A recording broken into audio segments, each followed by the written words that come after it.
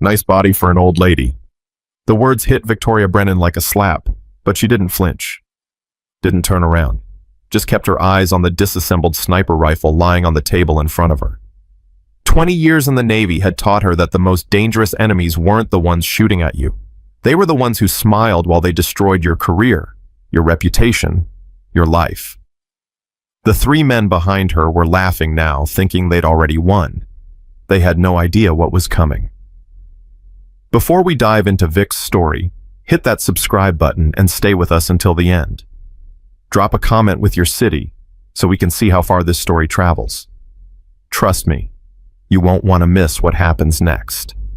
The fluorescent lights in Blackstone Security Solutions Evaluation Center hummed with that particular frequency that promised a headache by noon. Victoria Brennan had been sitting in the waiting area for 47 minutes, watching young men in tactical gear strut through the facility like they owned the place. Maybe they did. This was their world after all. Young, aggressive, absolutely certain of their superiority. She checked her watch. 0847 hours. They'd told her to arrive at 0800 sharp. Military precision, they'd said in the email. She'd arrived at 0745, 15 minutes early, the way she'd been trained. The way she'd lived for 2 decades. The receptionist, a woman maybe 30 years old with perfectly manicured nails and a smile that never reached her eyes, had barely looked up when Vic checked in. Take a seat. They'll call you when they're ready. That was 47 minutes ago. Vic didn't mind waiting. She'd waited in worse places. Desert observation posts where the sun could kill you. Frozen mountainsides where staying still meant staying alive. Hospital rooms where doctors used words like extensive damage and career-ending injury. This was nothing. The door to the main facility opened and 3 men emerged. The first was tall, maybe 6'2", with the kind of build that came from protein shakes and gym memberships. Mid-20s clean-cut, wearing tactical pants and a company polo that stretched across his chest. His name tag read Marcus, Senior Instructor. Behind him came a shorter man, stockier, with a neck like a fire hydrant and forearms covered in tattoos. Chad, Tactical Coordinator. He was chewing gum, popping it between his teeth with rhythmic precision. The third was younger, maybe 26, with the eager eyes of someone still trying to prove himself. Jake, Operations Specialist. He carried a tablet and kept glancing at it like it held the secrets of the universe. Marcus scanned the waiting room, his eyes passing over Vic without stopping. He looked at the receptionist. Where's the 0800 evaluation, Victoria? Brennan. The receptionist nodded toward Vic. Marcus's eyes swung back, landed on her, and his expression shifted through several gears. Surprise. Confusion. Something that might have been amusement. You're Victoria Brennan. Vic stood, extending her hand. I am. You must be Marcus. He took her hand, his grip firm, but not aggressive. Testing her, maybe. She matched his pressure exactly, neither yielding nor challenging. Right, yeah. Sorry, we were expecting. He trailed off. Someone younger, Vic offered, her voice pleasant neutral. Someone different. Marcus released her hand, exchanged a glance with Chad. Something passed between them, wordless, the kind of communication that came from working together too long. Well, okay then. You ready to get started? I've been ready since 0755. Chad snorted. Punctual. That's good. We like punctual. They led her through a security door, down a corridor lined with photos of operators in full tactical gear. Faces blurred for operational security. The facility smelled like gun oil and testosterone. So, Marcus said, walking slightly ahead, your application says you're looking for an instructor position, teaching firearms to private military contractors. That's correct. And your background is Navy, 20 years, retired as a chief warrant officer. Jake, scrolling through his tablet, spoke up. Says here you were an instructor, marksmanship training. Among other things. They reached a classroom standard military setup, rows of tables, whiteboard at the front, posters showing proper weapons, handling techniques. Marcus gestured for Vic to take a seat. The three men remained standing, forming a loose semicircle around her. It was an interrogation position. Maybe they didn't realize it. Maybe they did. Okay, so here's the deal. Marcus began, leaning against a table. Blackstone Security Solutions is a premier provider of tactical training and security services.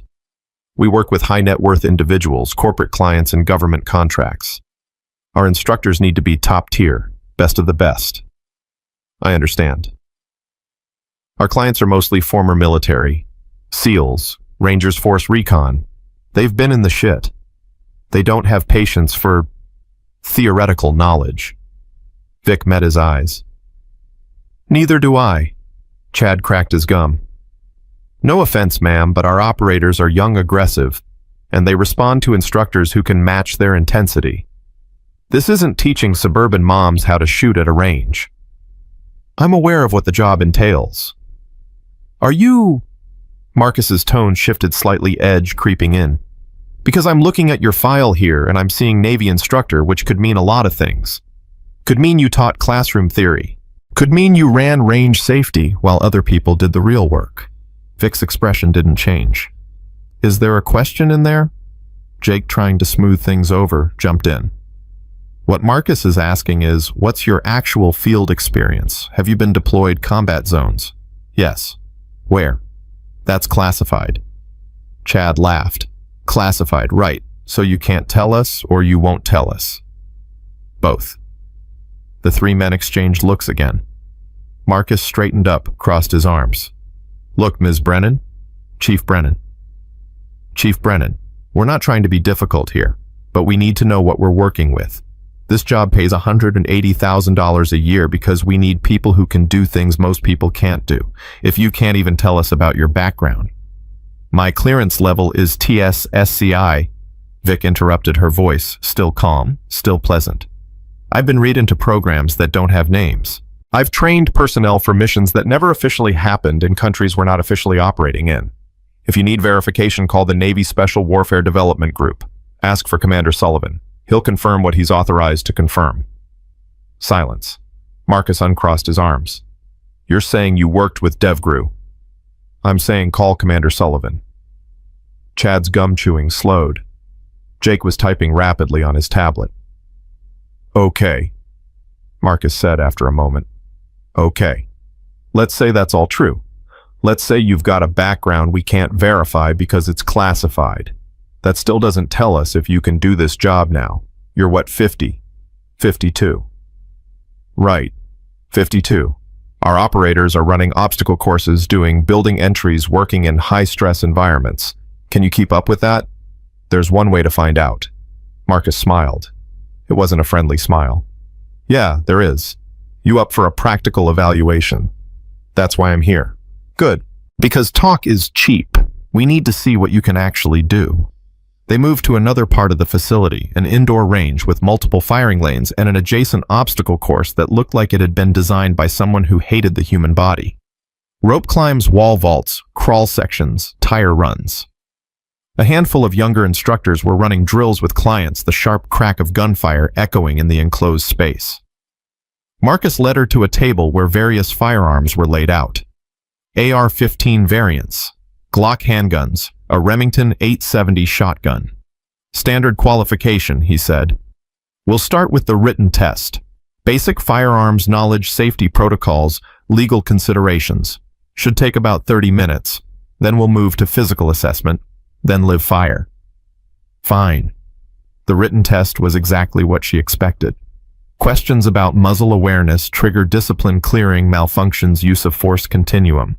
She finished in 18 minutes. Marcus checked her answers, his expression neutral. Perfect score. Is that unusual? For someone your age who's been out of service? Yeah, a little. Vic didn't respond. All right. Physical assessment, obstacle course. You need to complete it in under 8 minutes to qualify. What's the record? Chad grinned. 4 minutes, 32 seconds. Marcus holds it. I'm not trying to break records. I'm trying to pass. The course was brutal, deliberately so. They wanted to see her fail. Vic approached the first obstacle, a series of walls increasing in height. She didn't try to vault them like the younger operators were doing. Instead, she used technique, placing her hands precisely using her legs for leverage, conserving energy. The rope climb was harder. Her shoulders damaged from that IED, and Mosul protested immediately. She felt the scar tissue pulling the dull ache that had become a permanent companion. She climbed anyway. Behind her, she could hear Chad and Jake talking. She's slow. Give her credit, she's not quitting. Yeah, but slow doesn't cut it in the field. Vic reached the top of the rope, touched the bell, descended, moved to the next obstacle. The crawl section was razor wire strung 18 inches above muddy ground. She dropped, moved through it with practiced efficiency. Her knees would hurt tomorrow. They hurt now. Didn't matter. At the tire run, she focused on breathing, on rhythm, on not thinking about the pain radiating through her lower back. 6 minutes, 43 seconds. She crossed the finish line, breathing hard but controlled. Marcus was looking at his stopwatch. 6:43, not bad, for someone your age.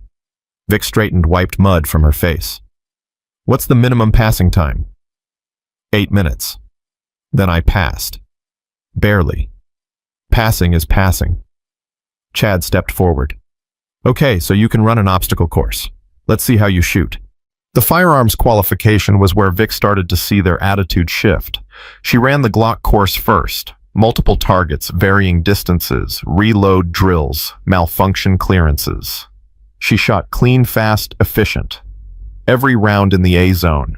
Jake was checking targets. That's expert level. I know. The AR-15 qualification was similar. She ran multiple drills, transition drills, strong hand only, weak hand only.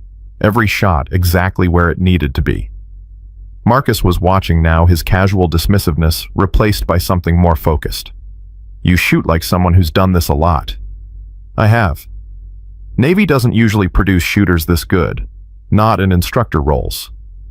Vic ejected the magazine, cleared the rifle, set it down. Then maybe I wasn't in a usual instructor role. Chad was scrolling through his phone. I'm looking at your file again. It says you were stationed at Little Creek. That's East Coast SEAL training, among other places. What did you teach? Marksmanship, advanced tactics, specialized skills. To who? People who needed to know those skills. Jake looked up from his tablet. Commander Sullivan. You said to call him. Is he SEAL? Yes. Did you train him? His platoon, 2004. The three men went silent. Marcus finally spoke. You're saying you trained SEALs. I'm saying I was a Navy instructor assigned to Naval Special Warfare units. What exactly I trained and who exactly I trained is classified. But if you call Commander Sullivan, he'll verify my credentials within the parameters of what he's allowed to discuss. Chad's gum had stopped moving. Women weren't in combat roles back then. You're right. They weren't, officially. Another silence. Then Marcus smiled, but it was different now. Harder. More competitive. Okay, Chief Brennan. You can shoot, you can run an obstacle course, you can pass written tests. That's all good. That's all necessary. But we need to see something more. What more? We need to see if you can handle the weapons our clients actually use, not basic platforms. Specialized equipment. He gestured to Jake, who moved to a locked cabinet and began entering a combination. Our top-tier clients, Marcus continued, they're not carrying Glocks and AR-15s. They're using equipment most people never see. Equipment that requires extensive training, extensive experience. We need instructors who can teach on that equipment, who can demonstrate it, who can troubleshoot it in the field. Jake opened the cabinet, pulled out a hard case, carried it to the table. He set it down with reverence. Marcus looked at Vic. You familiar with the MK13 Mod 7? Vic's expression didn't change, but something flickered in her eyes, just for a second. Yes. Good, because this is the real test. He opened the case. Inside, partially disassembled, was a sniper rifle system that most civilians would never even photograph, let alone touch. The MK13 Mod 7. The primary sniper weapon system used by Naval Special Warfare units. Chambered in .300 Winchester Magnum, effective range beyond 1,000 meters. Utilized by SEAL snipers in some of the most demanding operations in modern warfare. It was broken down into components, the barrel separated from the action, the scope removed, the stock detached. Marcus gestured to it. If you're going to teach our Tier 1 clients, you need to know their weapon systems, inside and out. Can you assemble this rifle? Vic looked at the weapon. Yes. How long do you need? The question hung in the air. Behind Marcus, Chad was grinning. Come on, man, be realistic. Just assemble it normally. You've got 10 minutes. Jake pulled out his phone, opened the timer app. 10 minutes. That's generous. Vic stepped up to the table, looked down at the disassembled rifle. She could feel all three men watching her, waiting for her to fail, waiting for her to admit she was out of her depth. She rolled up her sleeves. The scar on her left forearm was visible now, a long surgical line running from her wrist almost to her elbow. The kind of scar that came from serious trauma, from surgery, that took hours, from rehabilitation that took months. Chad noticed it. That looks nasty. Training accident. Something like that. Vic flexed her hand, testing the range of motion. The nerves had been damaged, repaired, retrained. She'd been told she might never shoot again. She'd proven them wrong. She looked at Marcus. 10 minutes. Yeah. Think you can do it? Vic's voice was quiet, calm, absolutely certain. I only need 3. Marcus laughed. 3 minutes to assemble a MK-13 from parts, Chief. I don't mean to doubt you, but our best guys take 5-6 minutes. This isn't a basic weapon system. I know what it is. Then you know 3 minutes is impossible. Start the timer. Jake, still grinning, tapped his phone. Timer started. Good luck. Vic's hands moved to the rifle components, and everything changed. Her fingers found the barrel assembly, checked the chamber with automatic precision, aligned the locking lugs. No hesitation. No fumbling. Every movement was deliberate, practiced the muscle memory of someone who'd done this hundreds, maybe thousands of times. She fitted the barrel to the action, the metal sliding into place with a satisfying click. Her hands were already moving to the bolt assembly, checking the firing pin, ensuring the extractor was properly seated. Chad's grin was fading. Wait, she's actually... Shh. Marcus was watching now. Really watching. The stock came next. Vic aligned it, secured the action screws with exact torque. Not too tight, not too loose. Just right. The way it needed to be for accuracy, for reliability.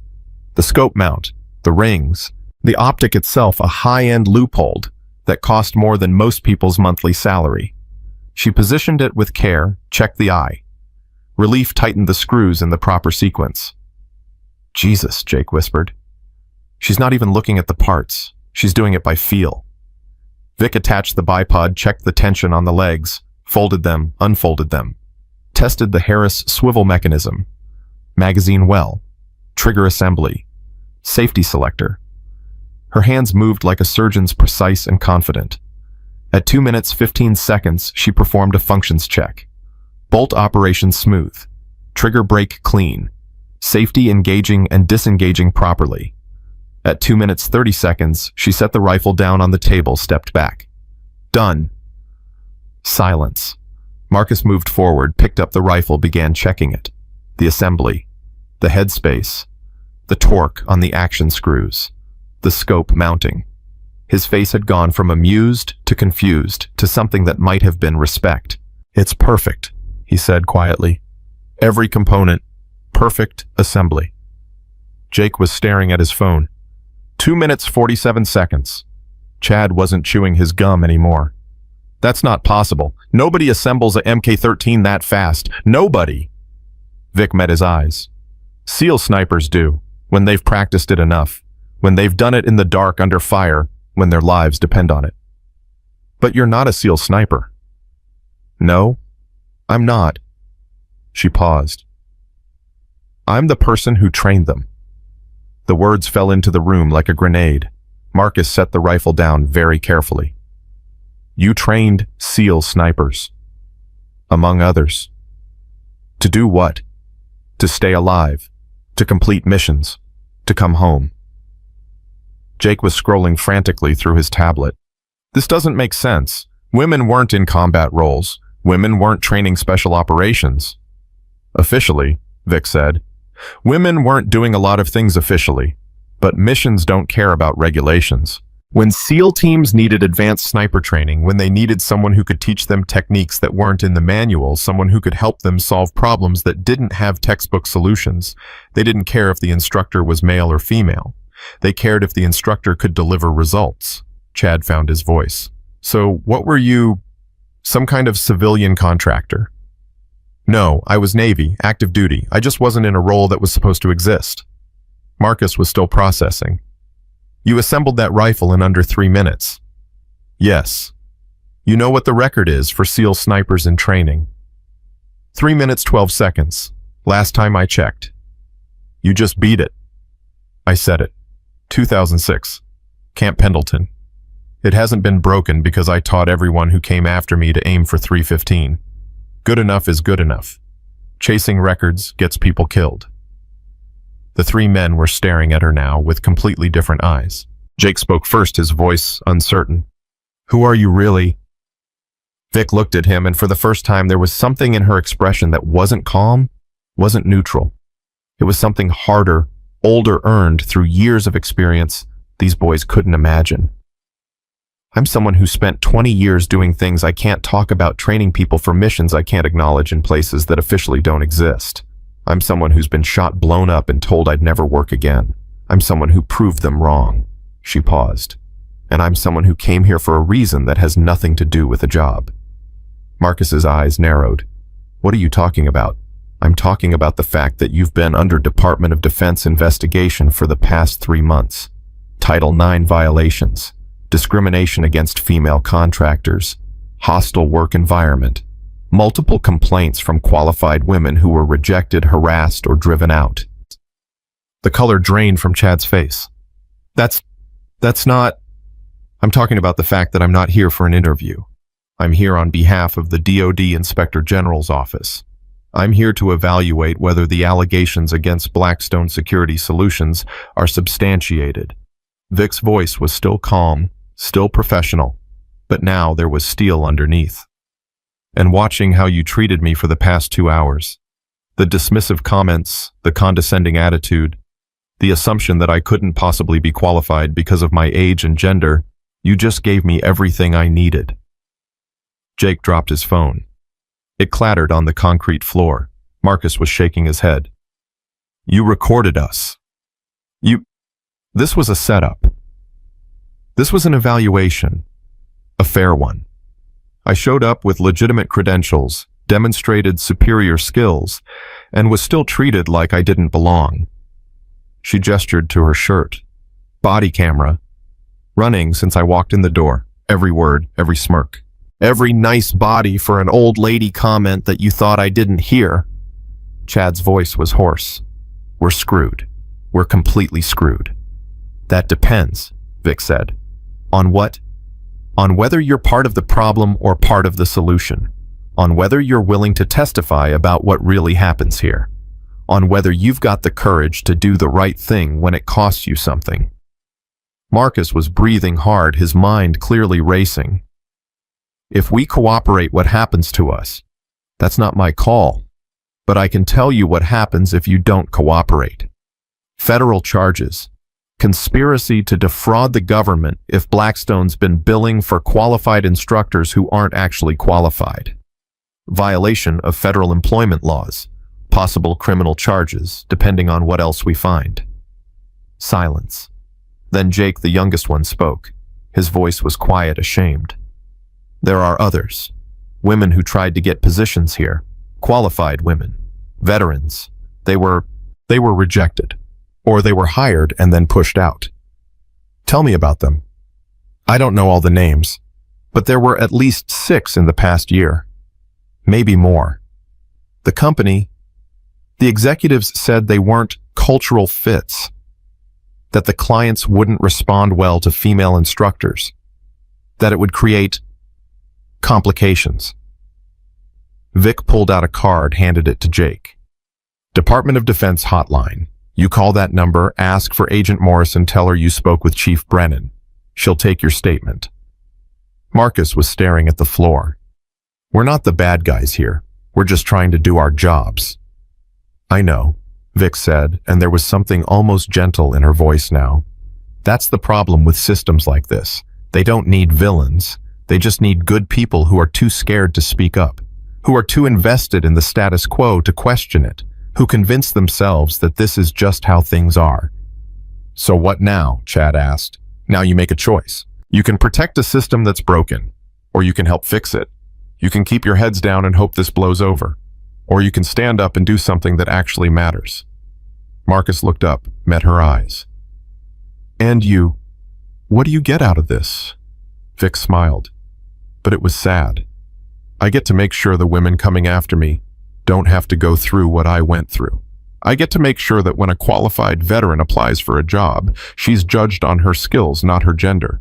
I get to make sure that the military I served for 20 years actually lives up to the values it claims to represent. She picked up the Mech-13, began disassembling it with the same casual competence she'd shown assembling it. You've got 48 hours to decide, she said, not looking at them, focused on the rifle. After that, the investigation moves forward with or without your cooperation. Choose wisely. She finished disassembling the rifle, placed the components back in the case exactly as she'd found them, closed the lid. Then she walked out, leaving 3 men standing in stunned silence. Their world irrevocably changed, their choices laid out in front of them like weapons they weren't sure how to use. The door closed behind her. For a long moment, none of them moved. Then Marcus pulled out his phone, stared at it, and made a decision that would define everything that came next. Marcus stared at his phone for exactly 30 seconds before he dialed. The call connected on the second ring. Commander Sullivan. Marcus's throat went dry. Commander, this is Marcus Chen, Senior Instructor at Blackstone Security Solutions. I need to verify some information about a former Navy instructor, Victoria Brennan.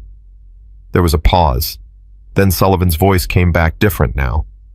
Careful. What's your security clearance level, Mr. Chen? I don't have one.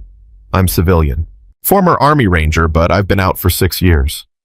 Then I can't discuss Chief Brennan's service record with you. I understand that, sir. But I need to know if she actually worked with SEAL teams, if she actually trained snipers, because she just assembled a Mech-13 in under 3 minutes, and now she's telling me she's here on behalf of DoD Inspector General. Another pause, longer this time. Chief Brennan is who she says she is, Sullivan said finally. And if she told you she's there in an official capacity, I'd suggest you cooperate fully. Is there anything else? Sir, did you actually train under her? Mr. Chen, I'm going to tell you something off the record. Victoria Brennan saved my life in Ramadi. She saved the lives of 4 men in my platoon. She did things I'm not authorized to discuss with people who don't need to know. And she did them all while fighting a Navy that didn't want to admit women like her existed. Sullivan's voice hardened. So yes, she trained me. She trained a lot of us. And every man she trained came home better prepared to survive than they would have been without her. That's all I can say. The line went dead. Marcus lowered the phone, looked at Chad and Jake. We're calling that DoD number, he said. Right now. Chad was pale. Marcus, if we cooperate, we're done here. Blackstone will fire us. We'll be blacklisted from every security contractor in the industry. And if we don't cooperate, we'll be federal defendants. I'm not going to prison for a company that doesn't give a damn about us. Jake was already pulling out the card Vic had given him. She said, ask for Agent Morrison. The call took 40 minutes. Agent Morrison was professional, thorough, and absolutely unsympathetic to their situation. She took their statements separately, recorded everything, and promised someone would be in touch within 24 hours. When they finally hung up, it was past 1900 hours. The facility was mostly empty. What do we do now? Jake asked. Marcus rubbed his face. Now we go home and wait for our lives to implode. But Chad was staring at something on his phone, his expression strange. Guys, you need to see this. He turned the phone around. It was Blackstone's internal employee directory, Victoria Brennan's application file. Except now there was more information. Scanned documents that hadn't been there before. Official Navy records, partially redacted but visible enough to see the truth. Purple Heart, 2 of them. Navy Cross, 16 deployments to classified locations, specialized instructor certifications for naval special warfare units, and buried at the bottom a single line that explained everything. Temporary assignment, Office of the Inspector General, Department of Defense, duration classified. She wasn't lying, Jake whispered, about any of it. Marcus felt something cold settle in his stomach. We just screwed ourselves on camera for someone who was sent here specifically to catch us doing it. No, Chad said quietly. We screwed ourselves the moment we decided that an old woman couldn't possibly be qualified. She just gave us the rope. We tied the noose. Across town, Victoria Brennan sat in a rented Toyota Camry in the parking lot of a Hampton Inn, reviewing footage on her laptop. The body camera had captured everything. Every dismissive comment, every condescending smile, every moment of casual discrimination that these men probably didn't even recognize as discrimination. This was the 5th facility she'd evaluated in 8 months. They were all the same. Different names, different locations, but the same culture, the same assumptions, the same barriers. Her phone buzzed. Agent Morrison. All 3 subjects called in, gave statements. Chen and Rodriguez seemed genuinely remorseful. Marshall's cooperation appears more strategic than ethical, but he's providing useful information. How useful? Names. Dates. 6 female veterans rejected despite superior qualifications. Evidence of falsified contractor credentials submitted to DoD. Possible financial fraud in the hundreds of thousands. Vic closed her eyes. Enough for warrants. More than enough. We'll move on the executives tomorrow morning. I'll need you for the interview process. I'll be there. She ended the call, shut the laptop. Her shoulder was aching, the old injury protesting the obstacle course. She'd pay for that tomorrow. Hell, she was paying for it now. Her phone buzzed again. Different number one she recognized. Hey, Sarah. Hey, yourself. How'd it go? Sarah Torres. Former Marine Force recon forced out after reporting sexual harassment that went nowhere. Now working with the IG's office as a civilian investigator, helping Vic document the industry's systemic failures. Same as always. They saw a middle-aged woman and assumed incompetence. Took them about 90 minutes to realize they'd been set up. Did they cooperate? Eventually, after I made it clear they didn't have a choice. Sarah's voice was quiet. You okay? I know these evaluations take it out of you. Vic leaned her head back against the headrest. I'm fine. That's what you always say. Because it's always true. Vic, you don't have to prove anything anymore. You've done enough. You could walk away from this, enjoy your retirement, let someone else fight these battles. Could I? Silence on the other end. Then Sarah sighed. No, I guess you couldn't. Neither could I, which is why I'm doing this instead of taking that cushy corporate security job. How many cases are we up to now? Including Blackstone, 14 contractors under investigation. 23 individual cases of discrimination documented. 8 facilities shut down or facing contract suspension. Sarah paused. We're making a difference, Vic. It's slow, but it's real. Not fast enough. It never is, but it's faster than it would be if you weren't doing this. They talked for a few more minutes, comparing notes, discussing the next facility on the list. When Vic finally hung up, it was dark outside. She sat in the car for a long time thinking about the day. About Marcus and Chad and Jake, who weren't evil men, just products of a system that had taught them the wrong lessons. About the women who'd been rejected, whose careers had been derailed by assumptions and prejudice. About herself 20 years ago, fighting the same battles in a different uniform. Her phone buzzed a 3rd time. This number she didn't recognize. Chief Brennan. Chief, this is Marcus Chen from Blackstone. Vic sat up straighter. Mr. Chen, I'm surprised to hear from you. Yeah, well, I'm surprised to be calling. Look, I spoke with Agent Morrison. Gave my statement. But there's something else. Something I didn't tell her because I'm not sure if it matters, but it's been bothering me. I'm listening. 3 months ago, we had an applicant. Female veteran Marine Corps sniper qualified. Her credentials were better than anyone else we'd interviewed that quarter. Perfect scores on everything. References from 2 Medal of Honor recipients. What happened to her application? It was rejected. I wasn't part of the decision, but I saw the internal emails. The VP of operations said she was too aggressive and wouldn't fit the company culture. But the real reason was in a separate email he sent to the CEO. He said having female instructors would complicate client relationships and create unnecessary HR issues. Vic's hand tightened on the phone. Do you still have those emails? I forwarded them to Agent Morrison 5 minutes ago, but Chief, there's more. That applicant. Her name was Amanda Reeves. She applied to 4 other contractors after we rejected her. All 4 turned her down. Last I heard, she was working mall security in Jacksonville, making $18 an hour. Send me her contact information. Already did. It's in the email to Morrison. Marcus hesitated. Chief, I need you to know something. What I did today, how I treated you, that's not who I want to be. I grew up watching my mother fight for every inch of respect in her career. She's a civil engineer, one of 3 women in her firm. I watched men dismiss her talk over her steal credit for her work. I swore I'd never be that guy. And yet here we are. Yeah, here we are. His voice was rough. I don't have an excuse, I just have a question. How do I fix this? How do I make sure I never do this again? Vic was quiet for a moment. You already started.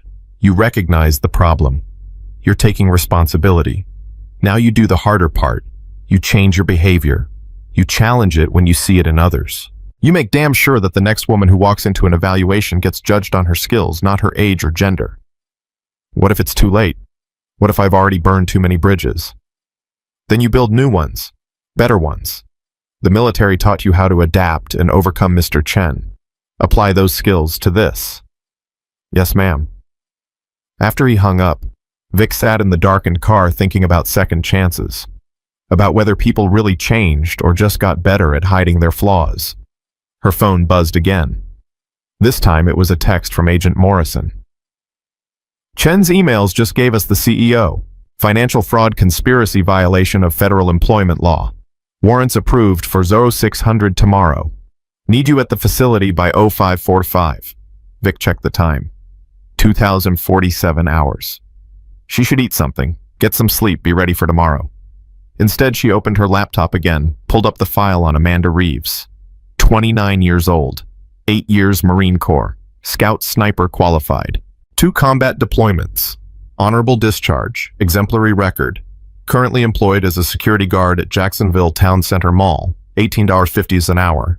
Vic found her phone number, hesitated, then dialed. It rang 4 times before a cautious voice answered.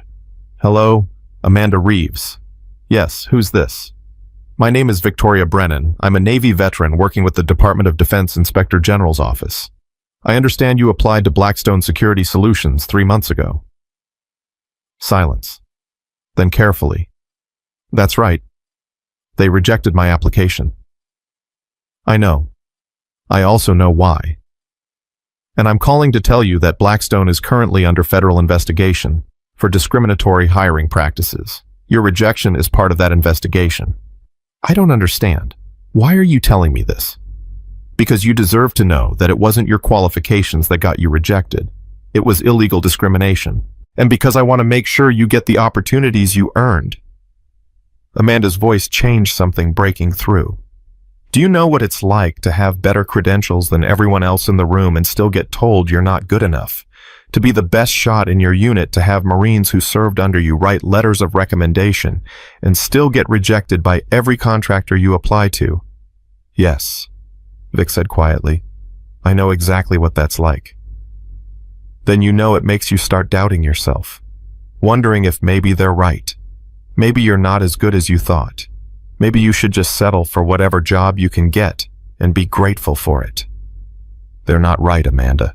You are as good as you thought. Better probably. And you shouldn't settle. Not for this. Not for anything. Wente, so what am I supposed to do? Keep applying to places that will reject me. Keep fighting a system that doesn't want me. Vic looked out at the darkened parking lot, thinking about 20 years of similar questions, similar doubts. You keep fighting because that's what we do. Because the only way the system changes is if people like us refuse to quit. And because I'm about to change the equation. What do you mean? I mean that Blackstone isn't the only contractor under investigation. I mean that this industry is about to face some very uncomfortable scrutiny. And I mean that when the dust settles, there are going to be opportunities for people who were wrongfully excluded. Vic paused. I'm building something, Amanda. A network of female veterans who've been pushed out, discriminated against, told they don't belong. When I'm done documenting these violations, when I'm done holding these companies accountable, I'm going to need people. Good people. Qualified people. Are you interested? In what exactly?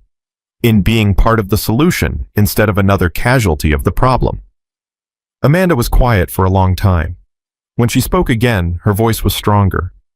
What do you need from me? Right now, your story, your documentation, every email, every rejection, every conversation you can remember. Agent Morrison will be contacting you for an official statement. After that, we'll talk about what comes next. Okay, I can do that. Good. And Amanda, stop doubting yourself. You earned your qualifications. Don't let anyone make you forget that. After she hung up, Vic sat in the darkness, feeling the weight of responsibility settle heavier on her shoulders. One woman helped. 13 more documented.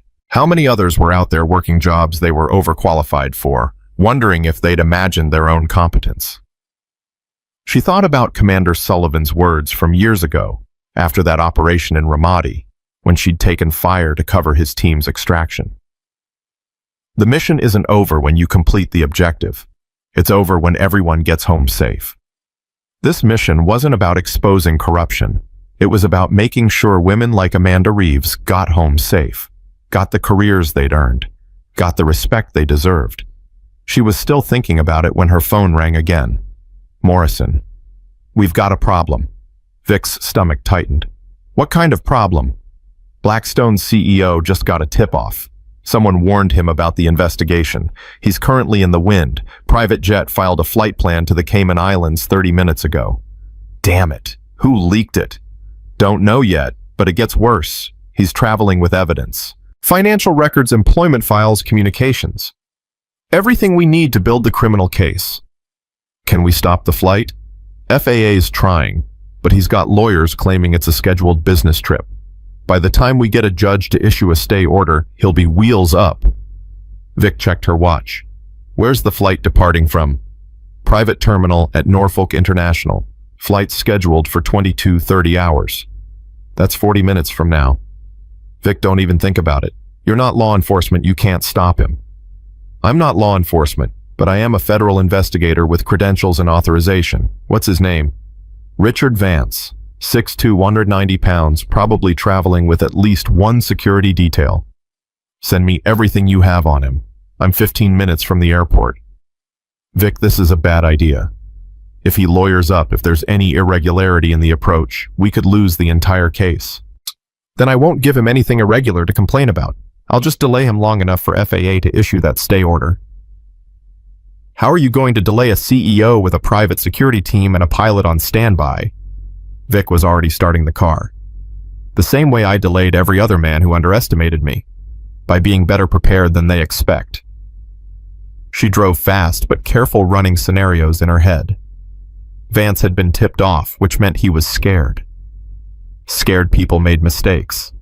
They also sometimes made dangerous decisions. The private terminal was exactly what she expected.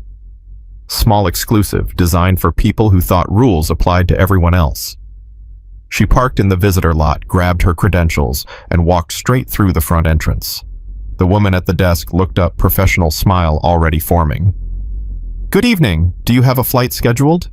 Vic placed her DoD credentials on the counter. I'm here on official business.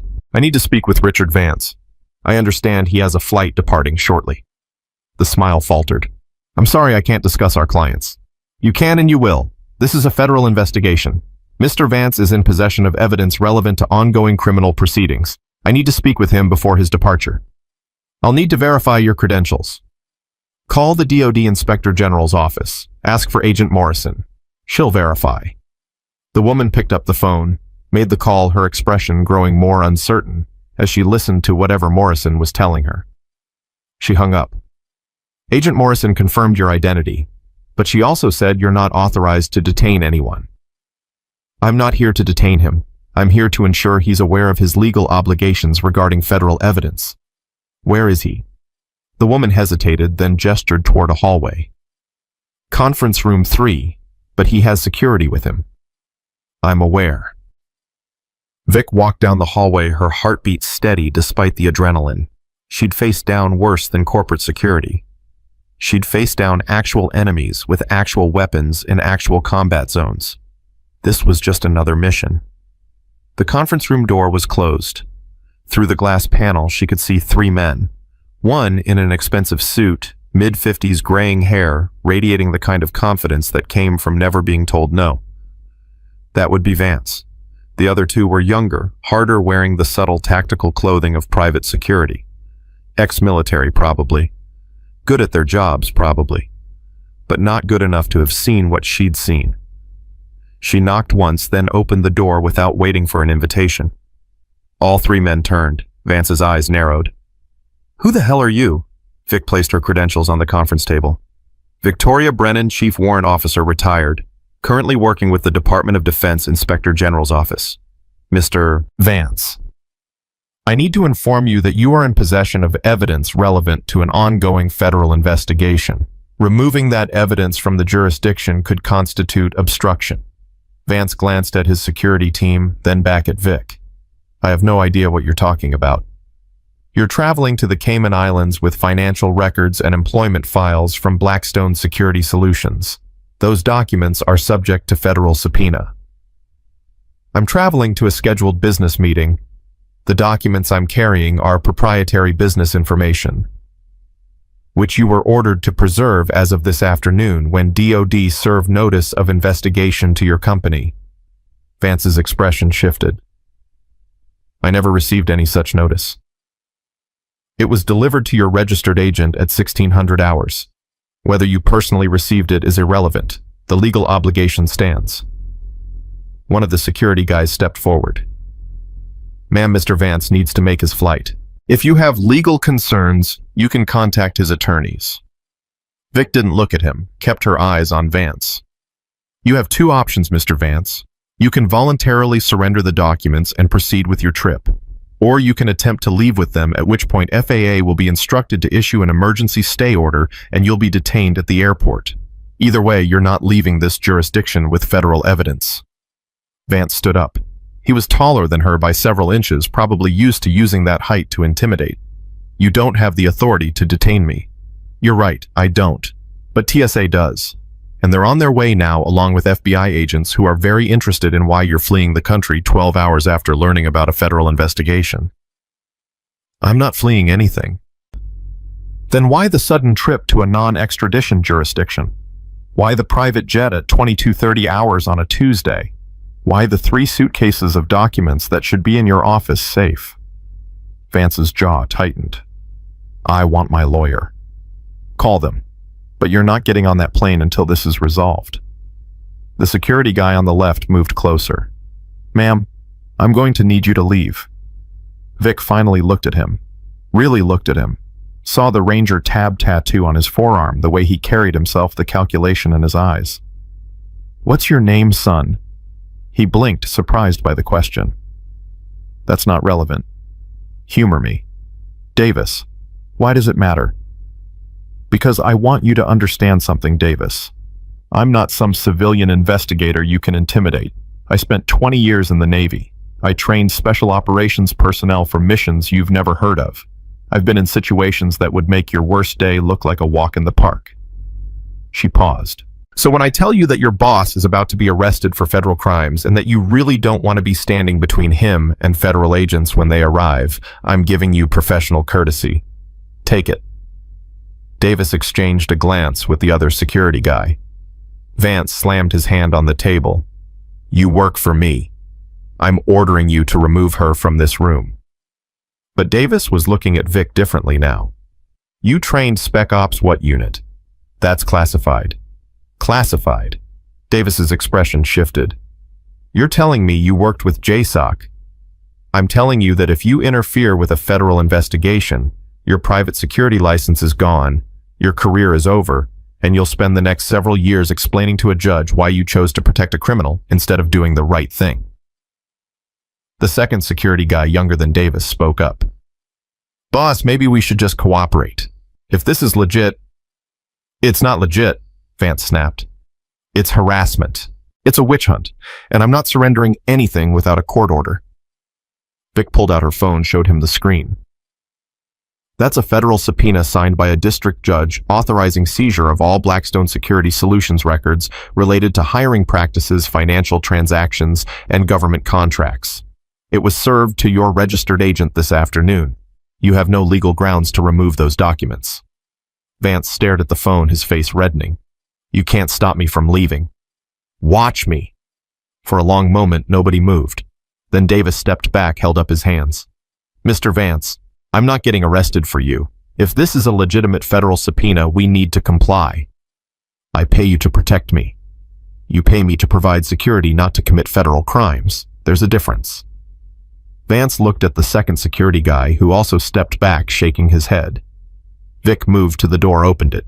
Agent Morrison was standing in the hallway with two FBI agents. Mr. Vance, Morrison said, stepping into the room. I'm Agent Morrison, DOD, Inspector General. You're under arrest for obstruction of justice, conspiracy to defraud the United States government, and violation of federal employment law. You have the right to remain silent. As Morrison read him his rights, and the FBI agents cuffed him, Vance stared at Vic with pure hatred. You just ended your career, he hissed. I have lawyers who will bury you. I have friends in Congress. You have nothing, Vic said quietly, except a federal indictment and a lot of time to think about the choices that brought you here. They led him out. Davis lingered, looking at Vic. Ma'am, can I ask you something? Go ahead. Were you really classified, or was that just a bluff to get us to back down? Vic smiled, but there was no humor in it. Call Commander Todd Sullivan at JSOC. Ask him about Ghost.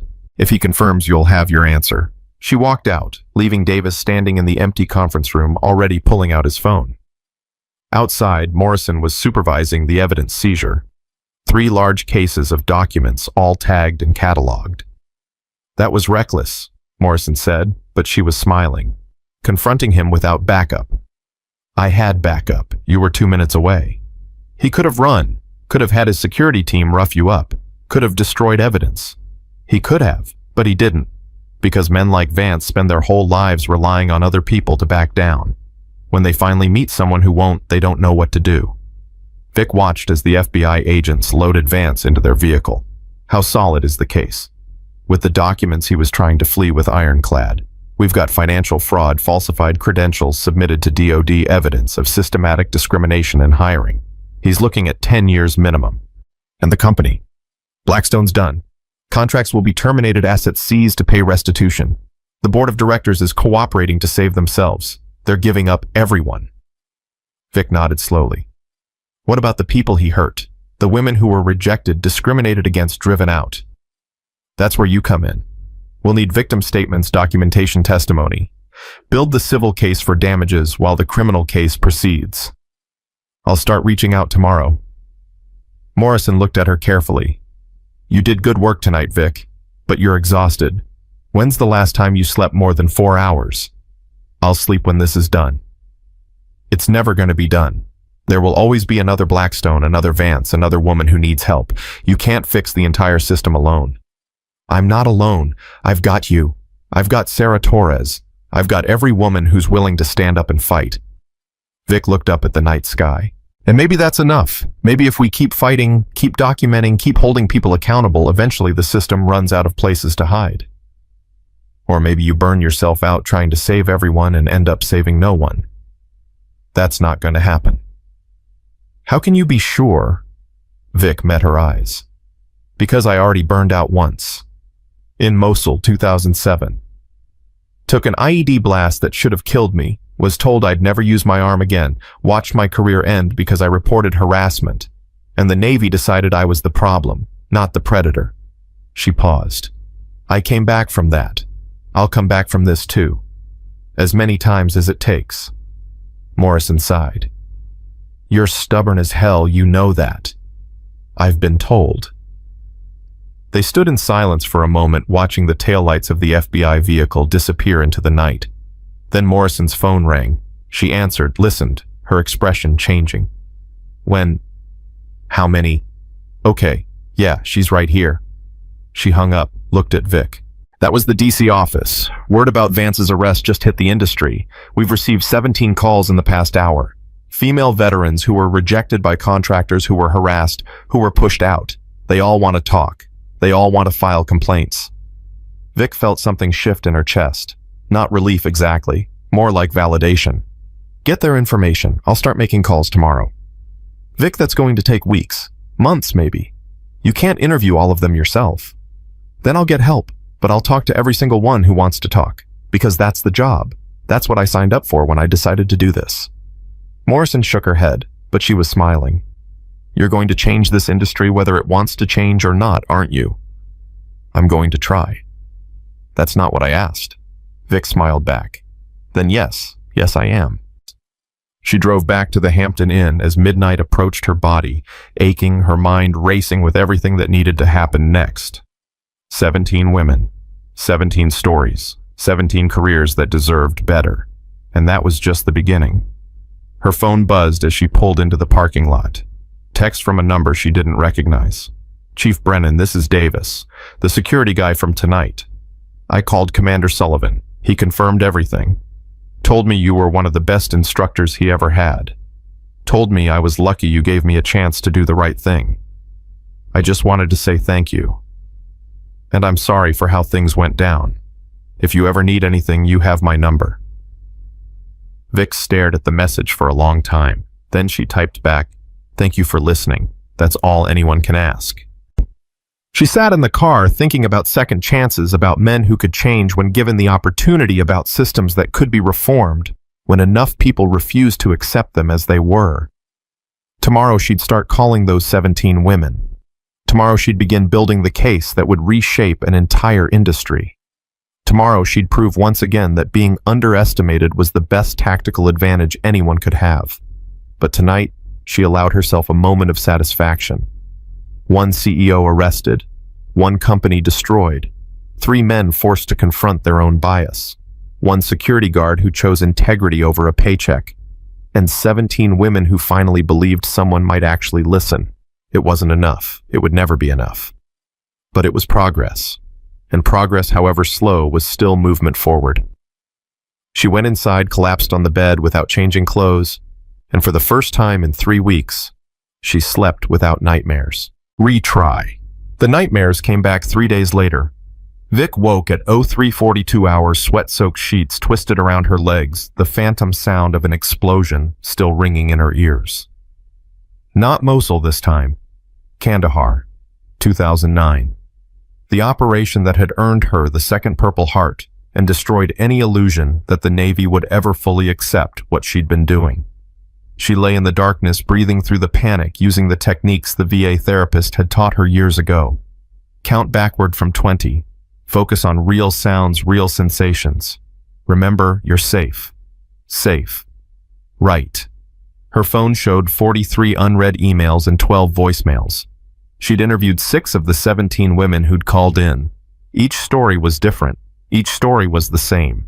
Qualified women rejected, dismissed, pushed aside because the industry had decided they were problems rather than solutions. She got up, made coffee, opened her laptop. Agent Morrison had sent over financial records from Blackstone. The fraud was worse than they'd thought. Vance had been billing DoD for Tier 1 operators with extensive combat experience. Half of them were kids fresh out of basic training with fabricated credentials. One name caught her eye. James Foster. Listed as former SEAL Team 6, decorated veteran expert instructor. Billing rate $850 per day. Vic ran his name through the Navy database she still had access to. No SEAL qualification. No special operations background. 4 years active duty as a supply clerk. Discharged for disciplinary issues in 2019. She picked up her phone, called Morrison. It's barely 0600 Vic. Foster. James Foster. Blackstone had him listed as DevGru. He's a fake. Papers rustling on Morrison's end. How fake. Never went to Buds, never saw combat, never did anything except manage inventory in San Diego. Blackstone was charging DoD $850 a day for a supply clerk to teach advanced tactics. Jesus, how many others they? I found 3 so far, still checking the rest. But Morrison, if Blackstone was doing this, how many other contractors are running the same scam? Silence. Then Morrison's voice tight with anger. Every single one. That's how many. This isn't an isolated incident. This is industry standard. So what do? We expand the investigation, every major contractor, full audit. And Vic, you're going to need help. Real help. This is bigger than 2 people can handle. I know someone. Former Marine intelligence background. She's been documenting contractor fraud for 18 months on her own. Name's Catherine Chen. Not related to Marcus Chen. His younger sister, actually. She's the one who first tipped him off that something was wrong at Blackstone. She's good, Morrison. Better than good. She's relentless. Bring her in. I'll clear it with DC. We'll need at least a dozen investigators to make this work. After she hung up, Vic stared at the laptop screen at the list of names that represented both the problem and the potential solution. 17 women who'd been rejected, 3 frauds already identified, dozens more contractors to investigate. This was going to take months, maybe years. Her phone rang. Unknown number. Chief Brennan? Chief, this is Lieutenant Colonel Patricia Davidson, Army JAG. I need to speak with you about your investigation into Blackstone Security Solutions. Vic's instincts prickled. JAG didn't call civilians about ongoing investigations unless something had gone seriously wrong. What's this about, Colonel? I'm afraid I can't discuss details over an unsecured line. Can you meet me at Fort Story this morning, 0900 hours? That's 3 hours from now. I'm aware this is urgent, Chief. Lives may be at stake. Vic felt her stomach drop. What kind of lives? The kind that are currently deployed in hostile territory, being protected by contractors who may not be qualified to protect anyone. 0900 hours, Fort Story Building 342. Come alone. The line went dead. Vic sat motionless for exactly 10 seconds. Then she called Morrison. JAG just contacted me. Patricia Davidson. Says she needs to meet about Blackstone, says lives are at stake. Told me to come alone. That's not protocol. JAG doesn't interfere with IG investigations without authorization from the Pentagon. That's what I thought. Run her name. See if she's legitimate. Already on it. Vic, if this is someone trying to intimidate you. I've been intimidated by actual enemies with actual weapons. A lawyer doesn't scare me. It's not the lawyer I'm worried about. It's who might have sent her. Vic drove to Fort Story with her service weapon, a Sig Sauer P226 she'd carried for 12 years, loaded and secured in her glove compartment. She didn't think she'd need it. But thinking you didn't need a weapon was how you ended up needing a weapon. Building 342 was administrative, mostly empty at this hour. Colonel Davidson was waiting in a conference room, a woman in her mid-40s with steel gray hair and the posture of someone who'd spent decades in uniform. Chief Brennan, thank you for coming. Vic didn't sit. You said lives were at stake. Explain. Davidson slid a folder across the table. 3 days ago, a convoy in Syria was ambushed. 2 American contractors were killed. 4 more wounded. The contractors were employed by Blackstone Security Solutions to provide security for State Department personnel. Vic opened the folder. Photos of young men barely older than kids, faces frozen in death. I'm sorry for their loss, but I don't understand what this has to do with my investigation. The contractors who died weren't qualified for the mission. They'd been in country for 6 weeks. Neither had combat experience. One of them had never even deployed before. Davidson's voice was cold. But according to Blackstone's contract with State, both were listed as former special operations with extensive experience in high-threat environments. They were fake credentials. Yes. And now they're dead, along with 2 State Department employees who believed they were being protected by experts. Vic felt something crack inside her chest. You're saying my investigation got people killed. I'm saying that when you arrested Richard Vance, when you exposed Blackstone's fraud, you created a power vacuum. The company's operations continued without leadership, without oversight. Contractors who should never have been deployed were sent anyway because nobody was there to stop it. That's not on me. That's on Blackstone. Is it? Because from where I'm sitting, you prioritized catching criminals over protecting the people those criminals were supposed to be protecting. Davidson leaned forward. I'm not here to shut down your investigation, Chief. I'm here to make sure it doesn't get anyone else killed. We need to coordinate. JAG, IG, State Department, DOD. This needs to be controlled. Controlled. You mean buried. I mean managed. There are 17 other contractors with active DOD contracts who may be running similar frauds. If we expose them all at once, if we arrest every CEO and shut down every company who protects our people in the field, who covers the gaps. Vic wanted to argue. Wanted to say that justice mattered more than convenience. But the photos were still on the table. Two young men who'd believed they were working for a legitimate company, who'd trusted that the credentials on paper matched reality. What do you want from me? A list. Every contractor you've identified as potentially fraudulent. We'll conduct quiet audits, verify credentials, replace fake operators with real ones. Once personnel are secure, once our people are actually protected, then we'll move forward with prosecutions. That could take months. Better than more body bags. Vic picked up the photos, studied the faces. These men, did they know they weren't qualified? We don't know. Possibly not. They were told they were ready, told they could handle it. They believed the company wouldn't send them into situations they couldn't survive. But the company didn't care.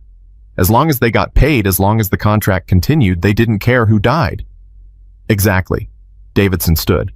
So help me make sure that doesn't happen again. Give me the list.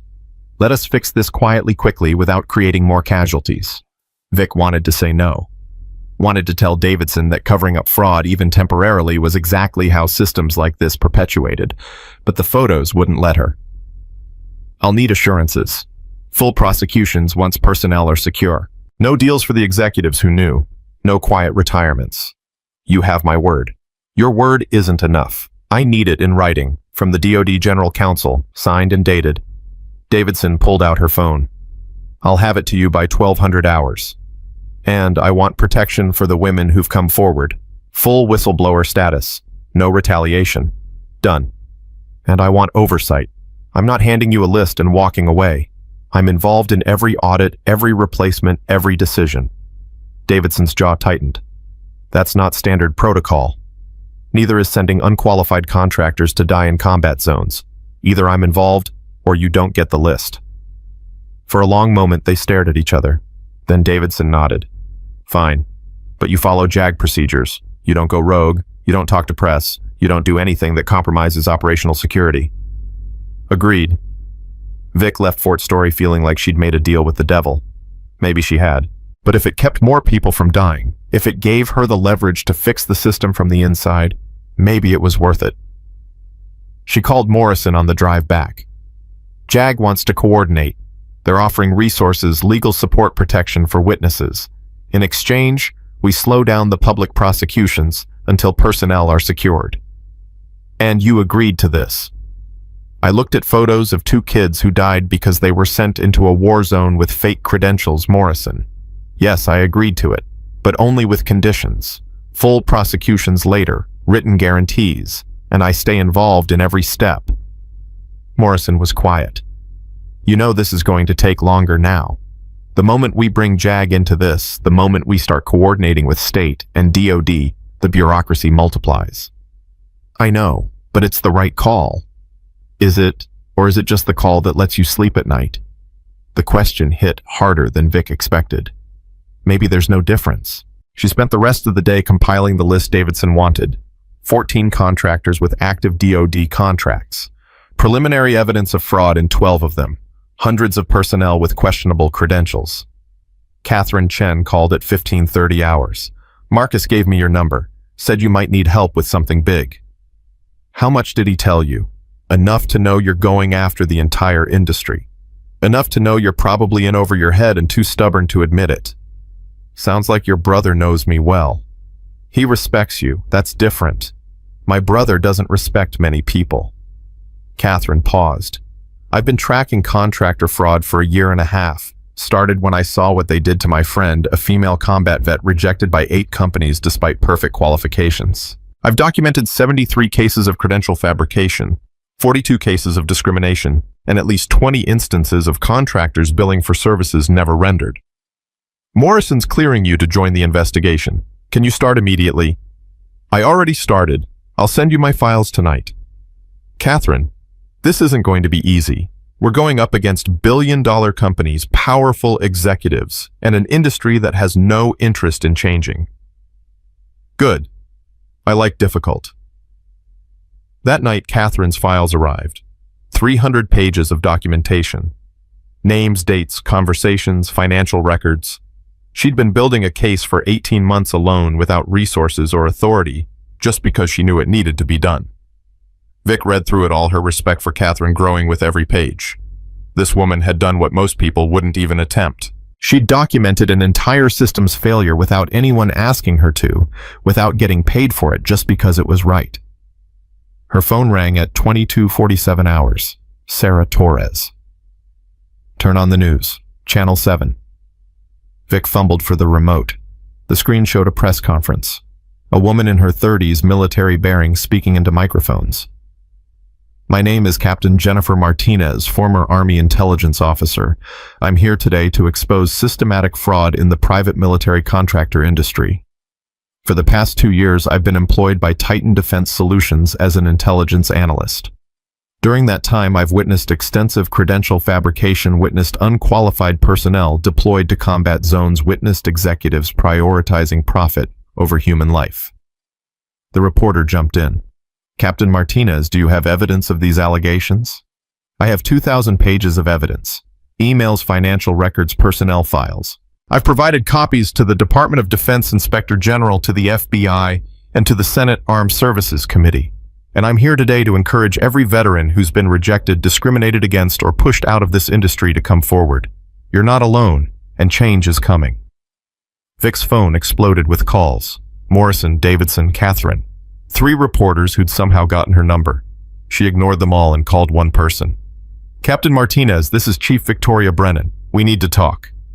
They met the next morning at a coffee shop in Virginia Beach. Martinez was exactly what Vic expected. Sharp, focused, angry in that controlled way that came from military discipline, channeling righteous fury. I saw what you did to Blackstone, Martinez said. That's when I knew it was time. If you could take down Vance, maybe the rest of them could fall too. Why didn't you come forward sooner? Because I was scared. Because I thought I'd be alone. Because I thought nobody would listen. Martinez's hands were shaking slightly around her coffee cup. But then I saw those photos. The contractors who died in Syria. One of them was my friend. We went through basic together. He was a good man, a good soldier. But he had no business being in that situation, and Titan sent him anyway because they could bill $850 a day, whether he was qualified or not. I'm sorry for your loss. I don't want sympathy. I want accountability. I want every executive who knowingly sent unqualified people into combat zones to face criminal charges. I want every woman who was rejected because of her gender to get justice. I want this industry to burn and be rebuilt from scratch. Vic smiled slightly. You're going to get along well with Catherine Chen. Over the next week, the investigation exploded. Martinez's press conference opened floodgates. 43 more veterans came forward with stories of discrimination, fraud, or retaliation. The Senate Armed Services Committee announced hearings. The DoD suspended contracts with 6 major firms pending credential verification. And Vic found herself at the center of something much bigger than she'd anticipated. Davidson called on day 8. We've completed initial audits on 4 contractors. The fraud is worse than we thought. 60% of personnel have fabricated or exaggerated credentials. We're pulling them immediately, but that leaves gaps in critical security operations worldwide. How big are the gaps? Embassy security in 3 countries, convoy protection in 2 active combat zones, training operations for allied forces in 4 more locations. We're talking hundreds of positions that need immediate filling. So fill them. There are thousands of qualified veterans looking for work. It's not that simple. Clearances take time. Training takes time. We need people who can deploy immediately. Vic understood where this was going. You want the women who've been rejected, the ones who were actually qualified all along. Exactly. We've been excluding the best candidates because of gender discrimination. Now we're paying the price. Those women deserve better than being treated as emergency backup options. They deserve jobs that match their qualifications. They deserve to work without harassment. They deserve opportunities they've been unfairly denied. I'm offering all of that. Not because I'm enlightened, because I'm desperate. But does the motivation matter if the outcome is right? Vic thought about Amanda Reeves working mall security for $18 an hour. About Martinez, who'd risked everything to expose fraud. About Catherine Chen, who'd spent 18 months documenting injustice without being asked. I'll reach out to them. But Davidson, this can't be temporary. This can't be us fixing an immediate problem and then going back to excluding women once the crisis passes. That's why I need your help. Not just fixing this crisis. Reforming the entire system. New standards. New oversight. New culture. But I can't do it alone. Neither can JAG. We need people who understand what the problems are because they've lived them. What exactly are you proposing? A task force, DoD-led, civilian-military partnership. Goal is comprehensive reform of the PMC industry. New credentialing standards, independent verification, protection for whistleblowers, and zero tolerance for discrimination. Who leads this task force? Davidson met her eyes. I was hoping you would. The offer hung in the air between them. I'm retired Navy. I have no official authority. You'd be contracted as a civilian advisor with full investigative authority, salary and benefits equivalent to a GS-15, direct reporting line to the Deputy Secretary of Defense, and enough institutional backing to actually make changes instead of just documenting problems. Why me? Because you've proven you can't be bought, can't be intimidated, and won't quit even when quitting would be easier. Because veterans trust you. Because you understand the system from the inside. And because, frankly, I can't think of anyone better. Vic looked out the coffee shop window at the morning traffic. Regular people going to regular jobs, none of them thinking about the invisible systems that protected them, the flawed institutions that sometimes failed them. I'll do it, but I have conditions. Name them. Catherine Chen and Jennifer Martinez are part of the team, non-negotiable. Agreed. We report our findings publicly. No classified reports that get buried. Within operational security limits, yes. And every woman who was discriminated against gets priority consideration for these new positions, not as charity, as restitution. Davidson extended her hand. Deal. They shook on it, and Vic felt the weight of what she'd just agreed to settle onto her shoulders. This wasn't just about exposing fraud anymore. This was about rebuilding an entire industry, about creating the system that should have existed all along. She called Amanda Reeves first. Amanda, it's Victoria Brennan. How would you like to stop working mall security and start doing the job you were actually trained for? Amanda's voice was cautious. What kind of job? Embassy security.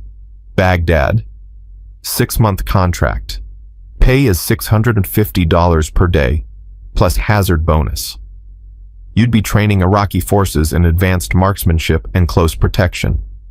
Clearance has already been verified. You could deploy in 2 weeks.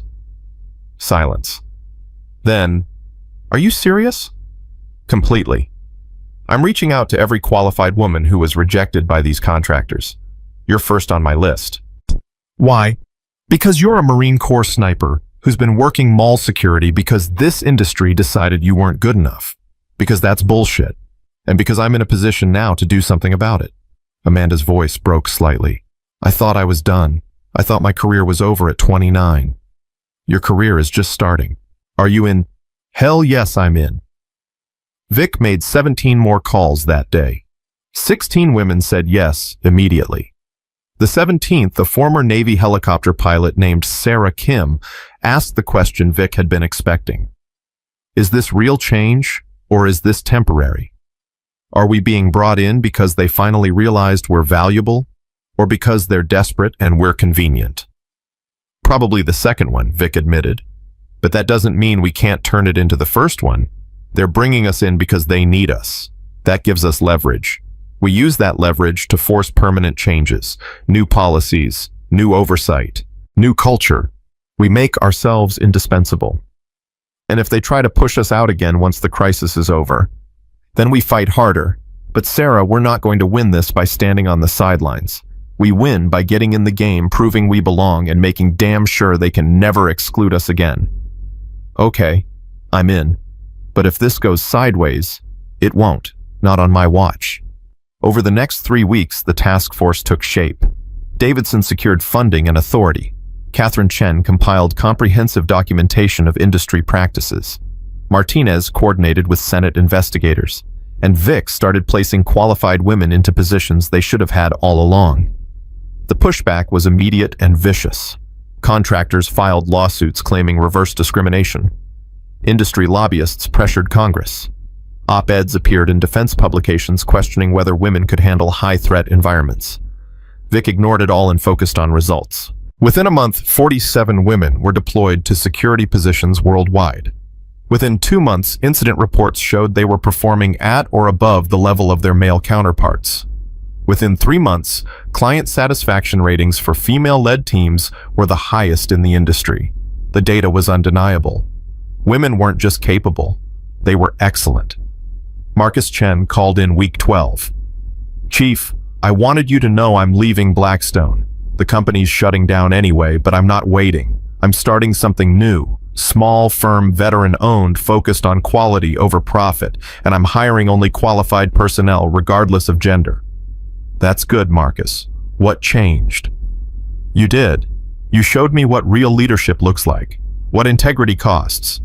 And you made me realize I'd rather have that than another paycheck from a company that was built on lies. I didn't do anything except hold up a mirror. Sometimes that's all it takes. Will you be a reference for my DoD contract applications? Send me the paperwork. Davidson called that same afternoon. We've got a problem. Senator Hawkins is threatening to shut down the task force. Says it's overreach, says we're engaged in social engineering instead of national security. What does he really want? He's got 3 major contractors in his district.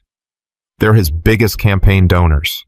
If we keep exposing fraud, keep pushing reforms, those companies are going to lose contracts. Maybe go bankrupt. He's protecting his financial interests. So what do? We testify. Senate Armed Services Committee. Public hearing, next Thursday. You, me, Martinez, and Chen. We lay out everything we found. Make it impossible for him to shut us down without looking like he's defending fraud. Public testimony means full exposure. Everything I did in the Navy, everything that's still classified, it's all going to come out. I know, and I can't promise they won't use it against you. Can't promise your service record won't get scrutinized, questioned, weaponized. But Vic, if we don't testify, if we let Hawkins shut this down, everything we've done is for nothing. Vic thought about the women she'd placed in the past 3 months. About Amanda Reeves now training Iraqi forces instead of checking IDs at a mall. About Sarah Kim flying security missions over hostile territory. About Catherine and Martinez who'd risked their careers to expose the truth. I'll testify, whatever it costs. It might cost everything. Then it costs everything. Some things are worth that price. The hearing was scheduled for 0900 hours the following Thursday. Vic spent the week preparing reviewing documentation, anticipating hostile questions. Catherine and Martinez were nervous but determined. Davidson was all business-focused, entirely on the mission. The night before the hearing, Vic's phone rang at 23:43 hours. Unknown number. Chief Brennan? The voice was male, distorted clearly using a modulator. You need to withdraw your testimony tomorrow. Who is this? Someone who's trying to keep you from making a mistake you can't undo. Testify tomorrow and everything about your Navy career becomes public. Every classified mission, every operation that never officially happened, every person you worked with, every tactic you taught, every compromise you made to survive in a system that didn't want you. Is that a threat? It's a warning. There are people with a lot to lose if your testimony moves forward. They'll destroy your reputation, your credibility, your legacy. They'll paint you as a disgruntled veteran with an axe to grind. They'll question every commendation, every operation, every moment of your service. Let them try. You're not hearing me, Chief. They won't just come after you. They'll come after everyone you've helped, every woman you've placed, every veteran you've protected. They'll question their credentials, their qualifications, their fitness for service. They'll use you to delegitimize them. Vic's hand tightened on the phone. Who are you? Someone who knows how these games are played. Someone who's seen good people destroyed for doing the right thing. Someone who's trying to give you an out before it's too late. I don't need an out. I need the truth to be heard. The truth doesn't matter in Washington. Power matters, money matters, and the people you're threatening have both. Then they'd better be ready for a fight. The line went dead. Vic sat in the darkness of her hotel room feeling the weight of what tomorrow would bring. She'd faced enemy fire, had survived explosions, had rebuilt her life from ruins more than once. But she'd never testified before the United States Senate, never exposed classified operations to public scrutiny, never risked everything she'd worked for on the belief that truth mattered more than consequences. She thought about calling Sarah Torres, about asking for advice, for reassurance, for someone to tell her she was doing the right thing. Instead, she opened her laptop and reviewed her testimony one more time. The words were simple. The evidence was overwhelming. The conclusion was undeniable. The private military contractor industry was broken, corrupt, and needed comprehensive reform. And tomorrow she was going to make sure the world knew it, no matter what it cost her. She closed the laptop at 0147 hours, set her alarm for 0530, and tried to sleep. The nightmares came back with a vengeance. Not Mosul this time. Not Kandahar. This time she dreamed of a Senate hearing room where every question was an attack. Every answer was used against her. Every truth she spoke was twisted into a weapon designed to destroy everything she'd built. She woke at 0412 hours, gave up on sleep, and started getting ready. By 0600 hours, she was dressed, armed with documentation, and ready to face whatever came next. Her phone buzzed. Text from Catherine. Ready for battle. Vic typed back, always. Another text this time from Martinez. Let's burn this whole system down. And finally from Amanda Reeves. Whatever happens today, thank you for giving me my career back. You changed my life. Vic stared at that last message for a long time. Then she picked up her briefcase, walked out of her hotel room, and headed toward the Capitol building, where her testimony would either change everything or destroy everything. Either way, she was done hiding, done compromising, done accepting a system that valued profit over people, convenience over justice, tradition over truth. Today, she was going to speak, and the world was going to listen, whether they wanted to or not. The Senate hearing room was already packed when Vic arrived at 0815 hours. Press in the back rows, cameras positioned for maximum coverage staffers, whispering urgently into phones. She recognized faces from defense publications, from veteran advocacy groups, from the contractors themselves, sitting in the gallery, with expressions that ranged from hostile to terrified. Davidson was waiting near the witness table, her JAG uniform immaculate, her face carefully neutral. Ready? No, Vic said honestly, but I'm here anyway. Catherine and Martinez arrived moments later, both carrying briefcases thick with documentation. Catherine's hands were shaking slightly. Martinez looked like she was preparing for combat, which maybe she was. They're going to try to discredit us, Martinez said quietly. Everything we say, they'll twist it. Everything we've done, they'll question it. Let them, Vic said. We've got truth on our side. That has to count for something. Does it? Catherine's voice was tight. My brother called this morning, said he's getting threats. People telling him to keep his mouth shut, to control his sister, to remember where his loyalties should be. He's safe. For now. But Vic, they're going after families. Going after anyone connected to this. If we testify, if we expose everything, it's not just us who pay the price. Vic thought about the distorted voice on the phone last night, the warning she'd ignored. They'd meant it. Of course they'd meant it. You can still walk away, she told Catherine. Both of you. I won't judge.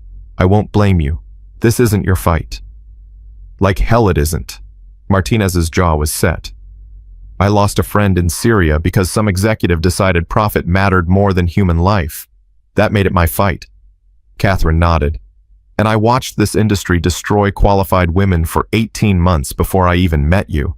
I'm not walking away now. Senator Hawkins entered at 08:55 hours, flanked by two aides and radiating the particular arrogance of someone who'd never been told no by anyone who mattered.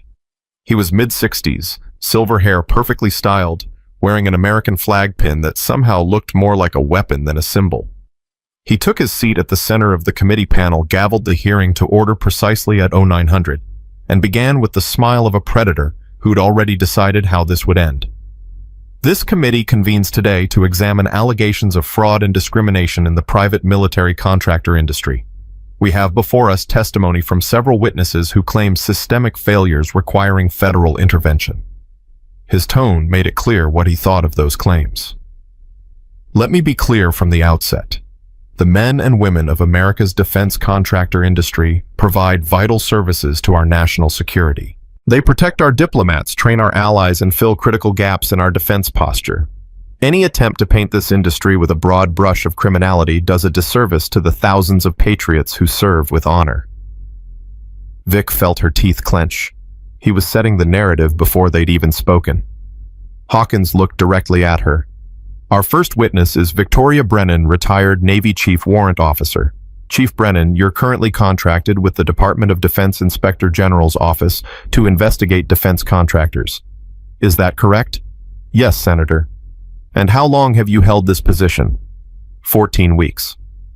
14 weeks. And in that time, you've overseen the arrest of multiple executives, the suspension of contracts worth hundreds of millions of dollars, and the termination of employment for dozens of contractors. Quite an impact for someone with less than 4 months of experience. I'm not sure I understand your question, Senator. My question is whether you might be overreaching, whether your actions might be motivated by something other than objective investigation. Davidson leaned forward. Senator, if I may interject, Chief Brennan was selected for this position specifically because of her extensive background in PUG. Colonel Davidson, you'll have your opportunity to testify. Right now, I'm asking Chief Brennan about her qualifications. Hawkins turned back to Vic. Chief, your Navy service record is partially classified, is that correct? Yes, Senator. Can you tell this committee why portions of your service are classified? Because I worked with Naval Special Warfare units on operations that remain classified for national security reasons. You worked with SEAL teams? Yes. In what capacity? I was an instructor. I trained personnel in specialized skills required for high-risk operations. What kind of specialized skills? Vic felt the trap closing. I'm not authorized to discuss specifics, Senator. The operations remain classified. Convenient. You claim extensive qualifications, but you can't actually tell us what those qualifications are. You claim expertise, but it's all hidden behind classification. How is this committee supposed to evaluate your credibility when we can't verify your background? Senator, my credentials have been verified by the Navy, by DoD, and by the Inspector General's office. If you'd like additional verification, I can provide contacts at Naval Special Warfare Command who can speak to my service within the bounds of what's declassified. I'm sure you can provide references. But references don't tell us about motivation. They don't tell us if you have an axe to grind. Hawkins leaned back, steepling his fingers. Chief Brennan, isn't it true that you were forced to retire from the Navy after filing a harassment complaint against a senior officer? The room went silent. Vic felt her pulse spike but kept her voice level. I retired honorably after 20 years of service, Senator. Yes, I filed a harassment complaint. That complaint was investigated and substantiated. The officer in question was quietly forced to retire. Quietly forced to retire. But you were also forced to retire, weren't you?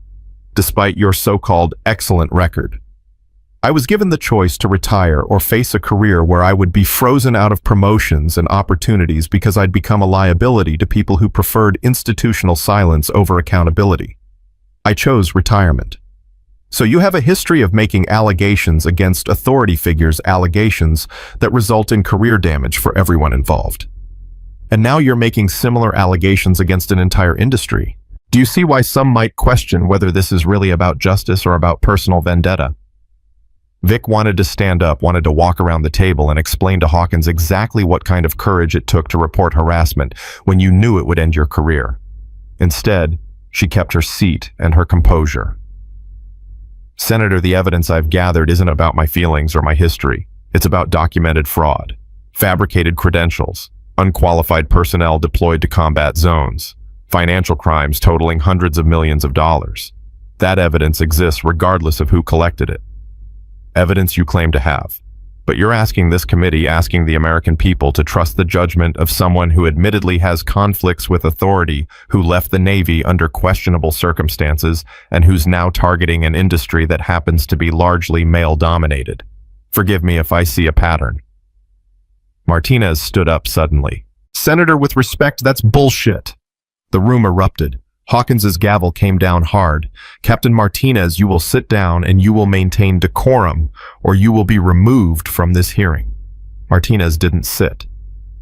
You want to talk about patterns, Senator? Let's talk about the pattern of blaming women who report misconduct, instead of addressing the misconduct itself. Let's talk about the pattern of protecting powerful men while destroying the careers of anyone who challenges them. Let's talk about your campaign donations from the very contractors we're investigating and whether that might represent a conflict of interest on your part. Captain Martinez, sit down now. I'll sit down when you stop attacking Chief Brennan's credibility and start looking at the evidence. 2 men died in Syria because Blackstone sent them into combat with fake credentials. That's a fact. 16 women with superior qualifications were rejected for positions that went to less qualified men. That's a fact. Executives billed the government for Tier 1 operators while employing supply clerks and desk jockeys. That's a fact. Those facts don't change based on Chief Brennan's service history or her motivations. Hawkins's face was red. You will be held in contempt if you don't sit down immediately. Then hold me in contempt. But first explain to these cameras, to the American people watching this hearing, why you're more interested in attacking the investigators than investigating the crimes. Security moved toward Martinez, but Senator Williams, a Democrat from California sitting 3 seats down from Hawkins, raised her hand. Point of order, Mr. Chairman. Captain Martinez raises a valid concern. Before we continue questioning witnesses about their personal histories, perhaps we should review the actual evidence they've brought before this committee. Hawkins glared at Williams. Senator, I'm conducting this hearing according to proper procedure. With respect, Mr. Chairman, interrogating witnesses about their service records while ignoring documented evidence of federal crimes doesn't strike me as proper procedure. It strikes me as a deflection tactic. Williams looked at Vic. Chief Brennan, you mentioned evidence. Can you provide this committee with specific examples? Vic opened her briefcase, pulled out folders. Yes, Senator. I have documentation of 14 contractors with active DoD agreements who employed personnel with fabricated credentials. I have financial records showing billing fraud exceeding $340 million over a 3-year period. I have testimony from 43 female veterans who were rejected despite superior qualifications. I have emails from executives explicitly discussing how to avoid hiring women to prevent HR complications. Would you like me to enter these into the record? Please do. Catherine stood, began distributing folders to committee members.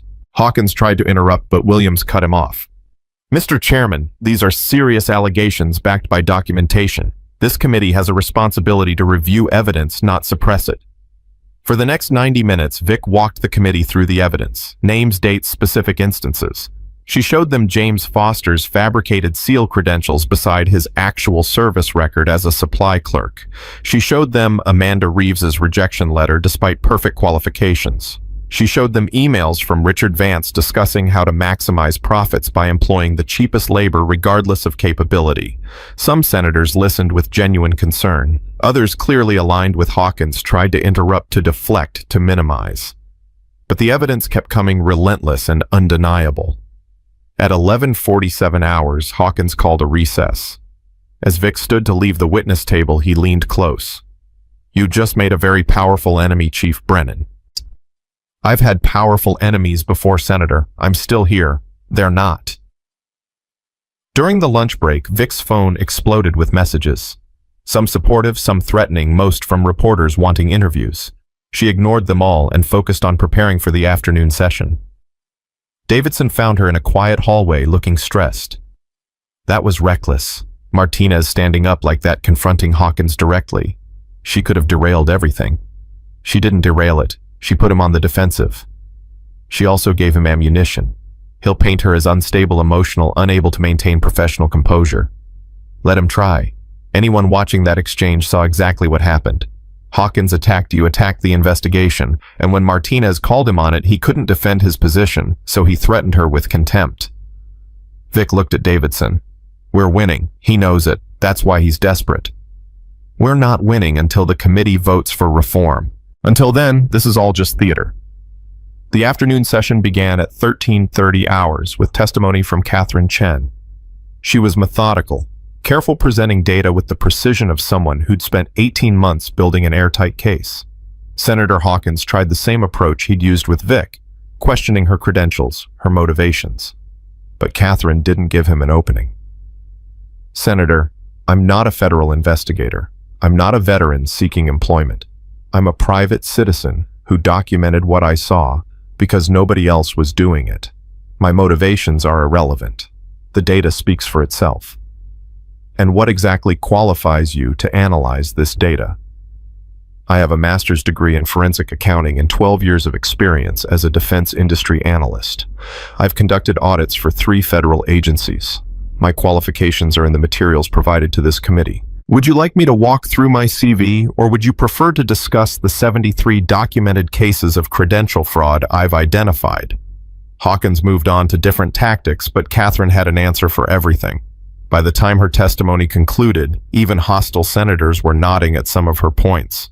Martinez testified next, and she was fire barely contained. She spoke about her friend who died in Syria, about the executives who'd known he wasn't qualified but deployed him anyway, about the culture of profit over safety that permeated the industry.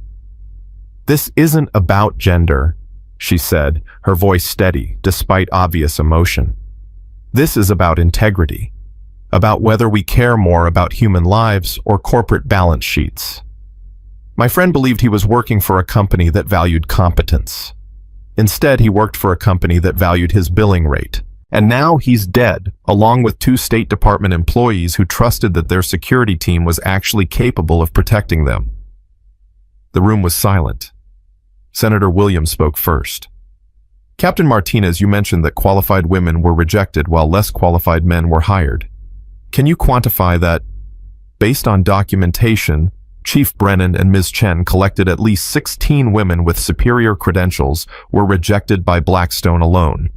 Across all 14 contractors under investigation, we've identified 127 cases where female applicants with better qualifications than hired males were turned away. In 43 of those cases, the women had combat experience. The men who were hired instead did not. And these women are now employed. Many of them, yes. Thanks to Chief Brennan's placement efforts, 47 are currently deployed in security positions worldwide. Their performance ratings exceed industry averages. Client satisfaction is higher. Incident reports are lower. The data proves what should have been obvious all along. These women were always qualified. They were just never given the chance. At 16:20 hours, Davidson testified about the DoD's findings, the scope of the fraud, the national security implications. She was professional, thorough, devastating in her precision. When she finished, Hawkins had one final attempt. Colonel Davidson, all of this sounds very concerning, but I'm troubled by the speed with which this task force has operated. Arrests, contract suspensions, personnel replacements, all in less than 4 months. Don't you think that's rushed? Don't you think we risk throwing out the baby with the bathwater? Davidson's smile was cold. Senator, with respect, the bathwater was toxic. The baby was drowning. We didn't rush. We responded appropriately to an emergency situation where American personnel were being protected by unqualified contractors, where billions in taxpayer dollars were being fraudulently obtained, and where an entire demographic of qualified veterans was being systematically excluded from employment opportunities they'd earned. But surely not every contractor is corrupt. Surely not every hiring decision was discriminatory. You're right, Senator. Not every contractor is corrupt. We identified 14 out of approximately 40 major firms with active DoD contracts. That means 75% were operating legitimately. But it also means 25% were committing fraud on a massive scale. And every single firm we examined had problematic hiring patterns regarding female applicants. Every single one. That suggests a systemic cultural issue that transcends individual bad actors. So what's your recommendation? Comprehensive reform. New credentialing standards with independent verification. Mandatory reporting of demographic hiring data. Protection for whistleblowers. Regular audits. And zero tolerance for fraud of any kind. Davidson paused. The alternative senator is continuing to allow an industry that protects our diplomats and trains our allies to operate with minimal oversight while excluding qualified personnel based on gender. I don't consider that acceptable. I hope this committee doesn't either. The hearing concluded at 17:10 hours. Hawkins announced the committee would review the evidence and reconvene in 1 week to vote on proposed reforms. As Vic gathered her materials, reporters swarmed. She pushed through them without comment, following Davidson and the others to a secure room where they could debrief. Catherine collapsed into a chair. That was worse than I expected. You did great, Vic told her. You didn't let them rattle you. I'm still shaking. Martinez was pacing, adrenaline clearly still pumping. Hawkins is going to fight the reforms. He made that clear. He'll use the week to pressure other senators to mobilize industry lobbying to undermine everything we presented. Let him try, Davidson said. We have public testimony on record now. We have evidence entered into the congressional record. Even if Hawkins blocks reforms, we've created a foundation for future action. Vic's phone rang. Morrison. Turn on CNN. Vic found a television switch to the news. The anchor was mid-sentence. Extraordinary testimony before the Senate Armed Services Committee today, where investigators detailed massive fraud in the private military contractor industry. Perhaps most striking was this exchange between Senator Hawkins and retired Navy Chief Victoria Brennan. The screen showed Hawkins questioning Vic about her retirement, implying personal vendetta. Then it cut to Martinez's confrontation, her accusation about Hawkins's campaign donations, her passionate defense of the evidence. The anchor continued. Already 3 senators have announced they'll support comprehensive reforms. Senator Williams called the testimony compelling and disturbing. Senator Chen, no relation to witness. Catherine Chen said the evidence of discrimination was undeniable and unacceptable. And Senator Rodriguez announced he's introducing legislation to require independent credential verification for all defense contractors. Catherine was staring at the screen. We're actually going to win this. Maybe, Davidson cautioned. But the vote is still a week away. A lot can happen in a week. A lot did happen. Over the next 3 days, Vic received 47 interview requests, 19 speaking invitations, and approximately 200 emails from veterans thanking her for testifying. She also received 31 threats ranging from vague warnings to detailed descriptions of violence. Morrison assigned her security detail. 2 former Marines who shadowed her everywhere, professional and polite, but clearly prepared for trouble. On day 4, the Washington Post published an expose about Senator Hawkins's financial ties to the contractor industry. $2.3 million in campaign donations over 6 years from executives at 7 of the 14 contractors under investigation.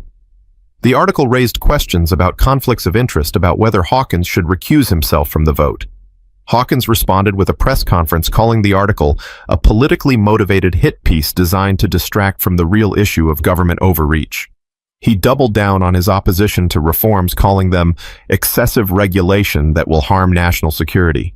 On day 5, 3 more contractors voluntarily suspended operations and requested DoD audits to verify their personnel credentials. They'd apparently decided that getting ahead of investigations was smarter than waiting to be exposed. On day 6, Amanda Reeves called. Chief, I wanted to tell you personally, I'm in Baghdad working the job you placed me in. Today we prevented a vehicle-borne IED from reaching the embassy. 3 of us all-female veterans, all women who'd been rejected by contractors for being not the right fit. We saved lives today, and I wanted you to know that what you've done, it matters. It really matters. Vic felt something break in her chest, the emotional wall she'd maintained through the hearing finally cracking. Thank you for telling me that. No, thank you. Thank you for fighting for us when nobody else would. On day 7, the morning of the vote, Vic woke to an email from Commander Sullivan. Chief Brennan, I testified in closed session before the Senate Intelligence Committee yesterday about your service record. Told them everything I'm authorized to tell them, which admittedly isn't much. But I made damn sure they understood that every SEAL who trained under you came back better prepared, better equipped, and more likely to survive. I made sure they understood that the Navy made a mistake forcing you out. And I made sure they understood that questioning your credibility is questioning the credibility of every operator you trained, including me. The reforms will pass. They have to. Too many people are paying attention now. Well done, Chief. You made us all proud. Vic read the email 3 times, then called Davidson. What are our chances? 50-50. Maybe 60-40 in our favor. Williams has the votes from progressives. Rodriguez has moderates. But Hawkins is pressuring Republicans hard. It's going to be close. And if we lose, then we keep fighting. Through legislation, through executive action, through public pressure. This doesn't end with one vote. The Senate Armed Services Committee convened at 1,000 hours. The vote was scheduled for 1,400 hours after final debate.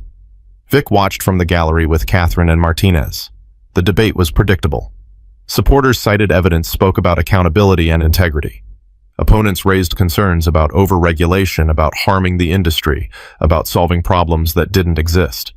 Senator Hawkins spoke last, and his words were carefully chosen.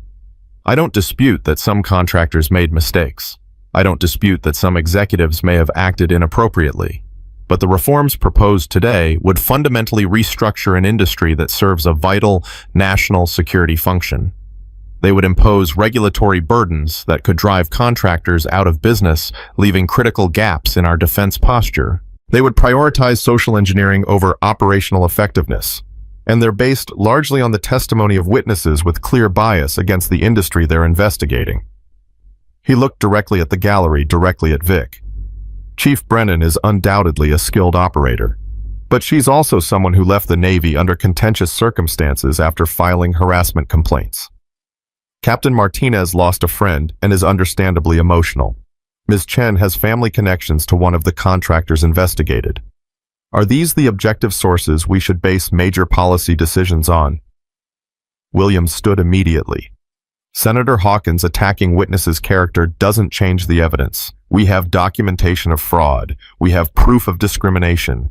We have dead Americans who were failed by a system that prioritized profit over competence. Are you seriously suggesting we ignore all of that because you don't like the people who brought it to our attention? I'm suggesting we approach this thoughtfully, not reactively.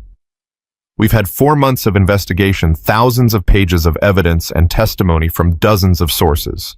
How is that reactive? The debate continued for another hour. Then at 14:02 hours, the committee chair called for the vote. The room went silent. One by one, senators stated their positions. Williams, aye. Rodriguez, aye. Chen, aye. Hawkins, nay. The votes piled up. 12 ayes, 8 nays, 2 abstentions. The reforms passed. The gallery erupted in applause. Catherine was crying. Martinez was shouting. Even Davidson allowed herself a small smile. Vic sat perfectly still, letting the reality sink in. They'd won.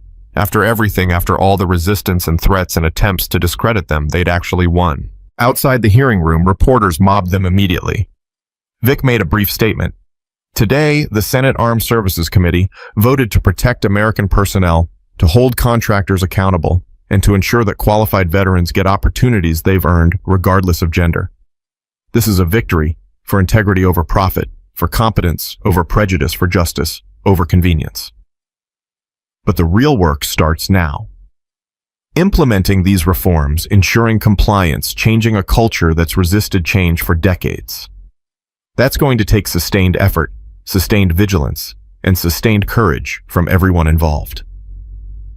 A reporter shouted a question.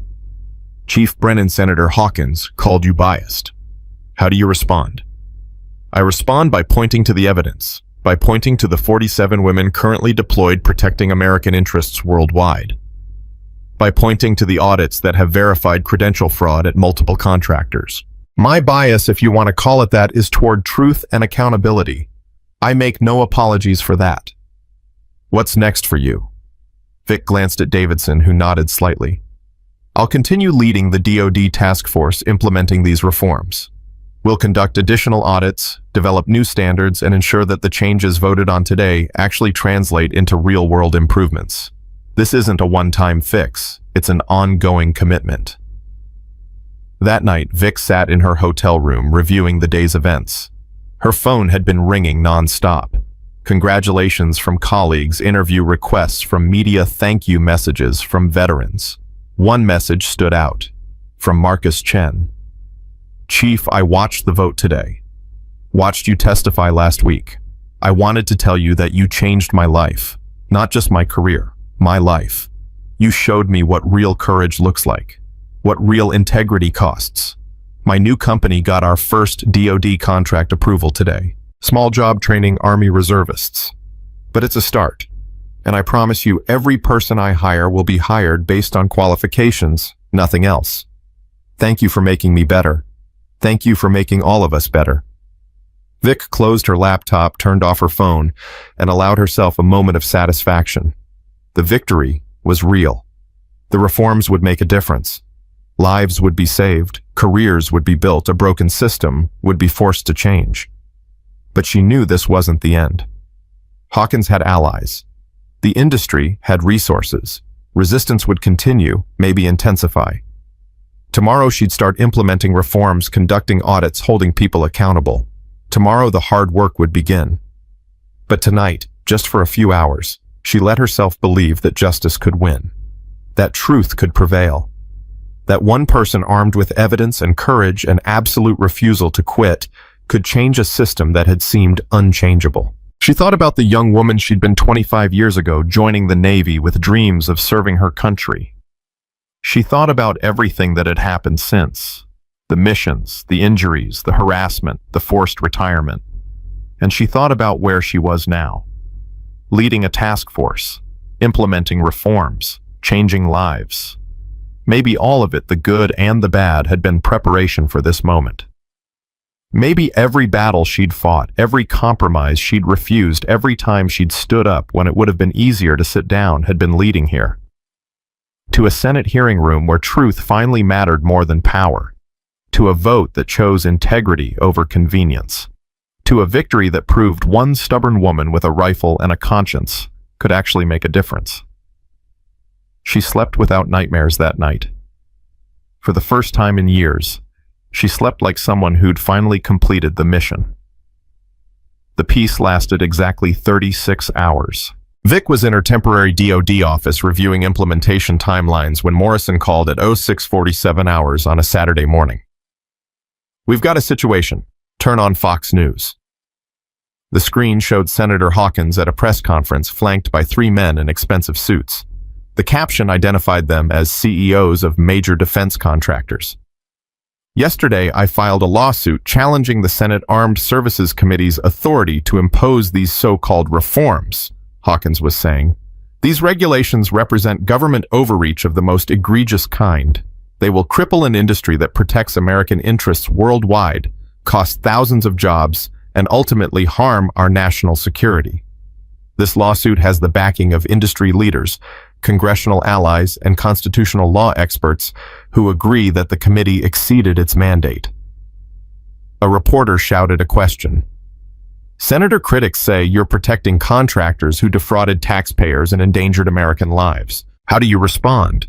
I respond by saying that allegations are not convictions, that investigation is not proof, and that we don't destroy entire industries based on the testimony of a handful of disgruntled individuals with obvious axes to grind. Vic turned off the television, already reaching for her phone. Davidson answered on the first ring. I saw it. Legal is already analyzing the lawsuit. It's weak, but it'll tie us up in court for months, maybe years. Can they win? Probably not. But they can delay implementation, create uncertainty, pressure senators to back down. That might be enough. So what do? We keep moving forward, conduct audits, implement standards, make the reforms real before the courts can stop us. Make it too costly to undo what we've started. Over the next week, Vic threw herself into implementation with the intensity of someone running out of time. She conducted 12 facility audits, identified 43 more cases of credential fraud, and personally interviewed 37 female veterans for contractor positions. On day 9, Marcus Chen's new company passed its first major audit with perfect scores. He called Vic immediately. "We did it. Clean bill of health. DOD just approved us for a $4.2 million training contract. Congratulations. You earned it." "No, Vic. You earned it. You forced me to build something better. You showed me what integrity actually costs." He paused. "I hired 6 of the women you referred. All of them are exceptional. I don't know how the industry overlooked them for so long." "The industry didn't overlook them. It deliberately excluded them. There's a difference." "Yeah, there is. And I was part of that system. I'm sorry it took you showing up to make me see it. You saw it eventually. That matters." On day 12, Amanda Reeves sent a photo from Baghdad. Her team, all female veterans standing in front of the embassy they'd protected. The caption read, "They said we weren't qualified. They said we couldn't handle it. They were wrong." Vic stared at that photo for a long time, feeling the weight of what they'd accomplished. These women were doing jobs they should have been doing all along. Jobs they'd earned through service and sacrifice and competence that had been ignored until someone forced the system to acknowledge it. On day 15, the first major challenge hit. Catherine called at 21:34 hours, her voice urgent. "Vic, we have a problem. One of the women we placed, Sarah Kim, the helicopter pilot. She's being accused of falsifying her credentials." Vic's blood went cold. "That's impossible. We verified everything twice." "I know. But Titan Defense Solutions is claiming her flight certifications were fabricated. They're demanding her immediate removal from the contract and threatening to use this as evidence that our entire placement process is flawed." "Who at Titan is making these claims?" "CEO, Michael Bradford. He's one of the guys who was standing with Hawkins at that press conference." "So this is retaliation?" "Probably. But if we can't disprove it, if Kim's credentials turn out to have any irregularities, it undermines everything we've done." Vic was already pulling up Kim's file on her laptop. Every certification was documented, verified through official channels, cross-referenced with Navy records. "Get me Bradford's contact information. I'm calling him tonight." "Vic, it's after 2100 hours." "I don't care what time it is. He accused one of my people of fraud. He gets to explain that to me personally." She reached Bradford at 21:58 hours. His voice was smooth, confident, the tone of someone who'd never faced real consequences. "Chief Brennan, I wondered when I'd hear from you. You're claiming Sarah Kim's certifications are fake. Explain." "I'm claiming we have evidence suggesting irregularities in her documentation. Evidence we're obligated to report to DOD." "What evidence?" "I'm not at liberty to discuss details of an ongoing investigation." "Convenient. You make public accusations but won't back them up with specifics. That sounds like defamation, Mr. Bradford." "It sounds like due diligence. Unlike your task force, we actually verify credentials before placing personnel in critical positions." Vic felt her temper rising but kept her voice level. "Kim's credentials have been verified by the Navy, by DOD, and by 3 independent auditing firms. If you have evidence contradicting that, produce it. Otherwise, retract your accusation. Or what, you'll arrest me like you arrested Richard Vance. You'll destroy my company like you destroyed Blackstone." Bradford's tone hardened. "I don't respond well to threats, Chief, and neither does the rest of this industry. You've made a lot of enemies. Maybe it's time you learned what that costs." "I've had enemies before. I'm still here. They're not." "We'll see about that. Enjoy the lawsuit, Chief. Enjoy watching everything you built fall apart in court." He hung up. Vic immediately called Morrison. "Bradford at Titan is fabricating allegations against Sarah Kim to undermine the placement program. We need to get ahead of this." "Already on it. Legal pulled Kim's complete service record 30 minutes ago. Everything checks out.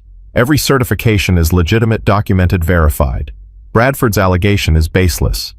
"Then why make it?" "To create doubt, to make it look like we're placing unqualified people just to hit gender quotas. If they can discredit one placement, they can question all of them. So we release Kim's records publicly, show everyone Bradford's lying." "We can't. Kim's records include classified mission details. We release them, we compromise operational security. Bradford knows that. He's betting we won't call his bluff. Vic felt the trap closing. What if Kim releases her own records? She can authorize disclosure of her own service history.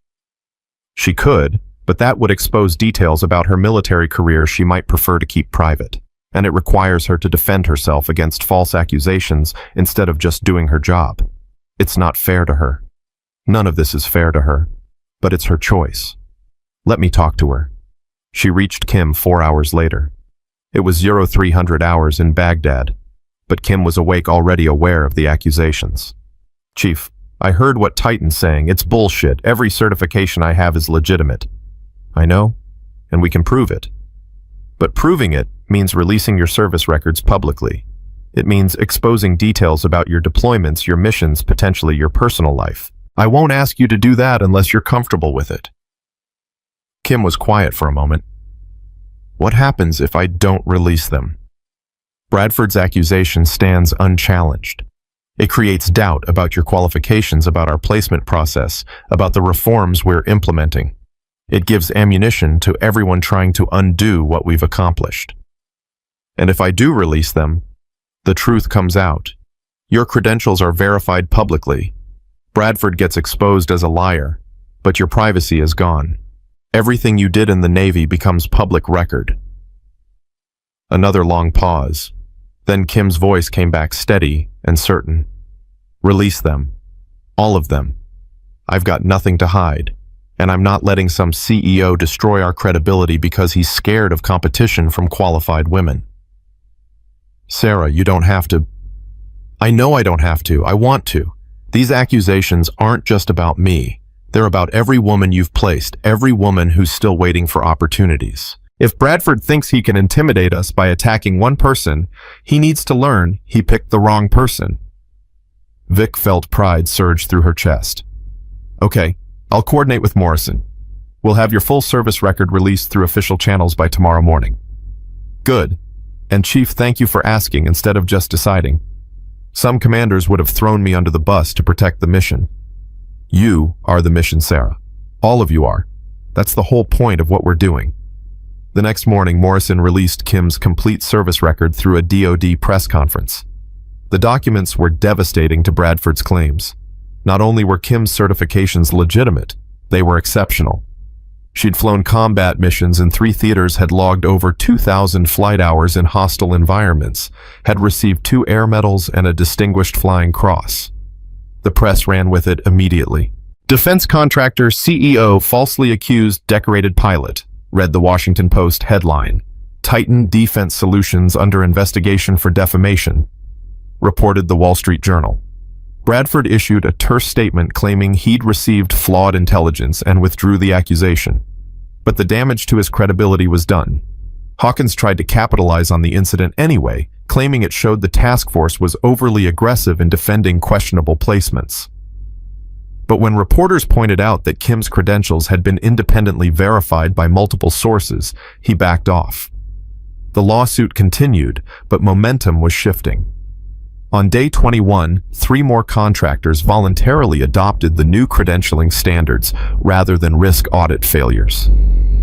On day 25, the House Armed Services Committee announced its own investigation into contractor fraud, citing the Senate's findings as a foundation. On day 30, something unexpected happened. Vic was conducting an audit at a facility in North Carolina when the site supervisor, a former Army Ranger named Thomas Garrett, pulled her aside. Chief, I need to talk to you privately. They stepped into an empty office. Garrett looked uncomfortable, conflicted. I was at Blackstone 5 years ago. I was one of the guys who helped create the culture you're trying to destroy. Vic said nothing, waited. We convinced ourselves we were protecting standards, maintaining operational effectiveness. We told ourselves that women couldn't handle the physical demands, the stress, the reality of high-threat environments. We rejected qualified female applicants and didn't think twice about it because we believed we were right. What changed? I watched your placement results. Watched women like Amanda Reeves and Sarah Kim excel in exactly the positions we'd convinced ourselves they couldn't handle. Watched their performance metrics exceed our male operators. Watch them prove everything we believed was wrong. He met her eyes. I was an idiot. We all were. And I'm telling you this because I want to help fix what I helped break. How? I'm training the next generation of security contractors.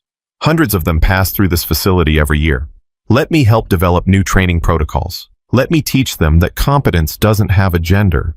Let me make sure the culture I helped create dies with my generation instead of getting passed to the next one. Vic studied him carefully. Why should I trust you? You shouldn't. Not yet. I have to earn that. But give me the chance to try. Let me be part of the solution instead of part of the problem. She thought about Marcus Chen, about the choice he'd made to change, about the fact that systems didn't transform without people within those systems choosing to be different. All right, you'll work directly with Catherine Chen on developing new training standards. You'll document everything you know about how discriminatory practices were institutionalized, and you'll testify if needed about what you witnessed. Agreed. And Garrett, if you're not genuine about this, if you're trying to sabotage from the inside, I will find out, and it will end badly for you. I'm genuine, I promise you that. Over the next 6 weeks, Garrett proved himself. He provided detailed documentation of discriminatory practices, testified before congressional investigators, and worked with Catherine to develop training protocols that emphasized merit-based evaluation regardless of demographic factors. The lawsuit dragged on, but the reforms kept advancing. More contractors adopted new standards. More women were placed in positions they'd earned. The culture was shifting slowly but undeniably. On day 63, Martinez called with news. The FBI just arrested Michael Bradford. Turns out while he was accusing Sarah Kim of credential fraud, he was actually committing it himself. 18 of his Tier 1 operators had fabricated backgrounds, and he knew. Emails prove he knew. How long will he get? Federal prosecutor is talking 8 to 12 years. Maybe more if they can prove he knowingly endangered personnel by deploying unqualified contractors. Good. Vic, we're winning. Really winning. Not just in court, but in the real world. The industry is changing because it has to, because we made it impossible for them to keep doing business the old way. Vic wanted to celebrate, wanted to feel the victory fully, but 63 days of constant pressure, constant fighting, constant vigilance had left her exhausted. How many more battles do we have to fight before this is really done? I don't know. Maybe it's never really done. Maybe this is just what justice looks like. Constant effort, constant vigilance, constant refusal to accept systems that don't work. That night, Vic received an email from Commander Sullivan. Chief, I'm retiring next month. 28 years in the Navy, ending on my own terms, which is more than you got. I wanted you to know that my final assignment is establishing new SEAL training protocols. Protocols that will officially incorporate women into all phases of BUDS and advanced training. The Navy is finally acknowledging publicly what you proved privately 2 decades ago. Women can do this job. They should do this job, and they'll do it well. You paved this road, Vic. Every woman who makes it through SEAL training from now on owes you a debt they'll probably never know about. But I know. We all know. Thank you for being stubborn enough to refuse to quit, even when quitting would have been easier. Semper Fi, Sullivan. Vic read the email 3 times, feeling emotions she'd kept buried for years finally surface. The anger at being forced out. The grief at losing a career she'd loved. The satisfaction of knowing that sacrifice had meant something. She called Sarah Torres. Remember when you told me I'd done enough that I could walk away and let someone else fight these battles? I remember. You were wrong. Sarah laughed. Yeah, I was, but I had to try. The Navy is integrating women into SEAL training, officially, publicly. Sullivan just told me. Because of you. Because of all of us. Because enough people refused to accept that exclusion was acceptable. Because we documented the failures, exposed the fraud, forced institutions to confront their own hypocrisy. So what now? You've changed the contractor industry, influenced SEAL training policy, placed dozens of women in careers they'd earned. What's left? Vic thought about that question, about what came next for someone who'd spent the past 4 months fighting every day, who'd built her identity around this mission. I don't know, she admitted. but I'll figure it out. 3 days later, she got a call from the Deputy Secretary of Defense. Chief Brennan, your contract with the task force is up for renewal. I'd like to discuss expanding your role. Expanding how? The reforms you've implemented for contractors need to be applied across the entire defense industry. Civilian employees, military personnel, contractor oversight. We're talking about comprehensive cultural transformation. It's going to take years. We need someone to lead that effort. Someone who can't be bought, can't be intimidated, and won't quit. Someone like you. Vic felt the weight of what was being offered. Years more of this work. Years more of fighting, documenting, forcing change on systems that resisted it. She thought about Amanda Reeves in Baghdad, Sarah Kim flying missions, Catherine Chen reforming training standards, Martinez exposing fraud, Marcus Chen building better companies. She thought about all the women still waiting for opportunities, still being told they weren't good enough, still fighting battles that shouldn't need to be fought. I'll do it, she said. On one condition. Name it. I want authority to expand this beyond just contractors, military academies, promotion boards, assignment processes, every place where gender discrimination is hiding behind tradition and institutional inertia. If I'm going to do this, I'm going to do it right. Agreed. When can you start? I already started. 4 months ago, when I walked into Blackstone for an evaluation, I knew it was designed to fail me. I'm just making it official now.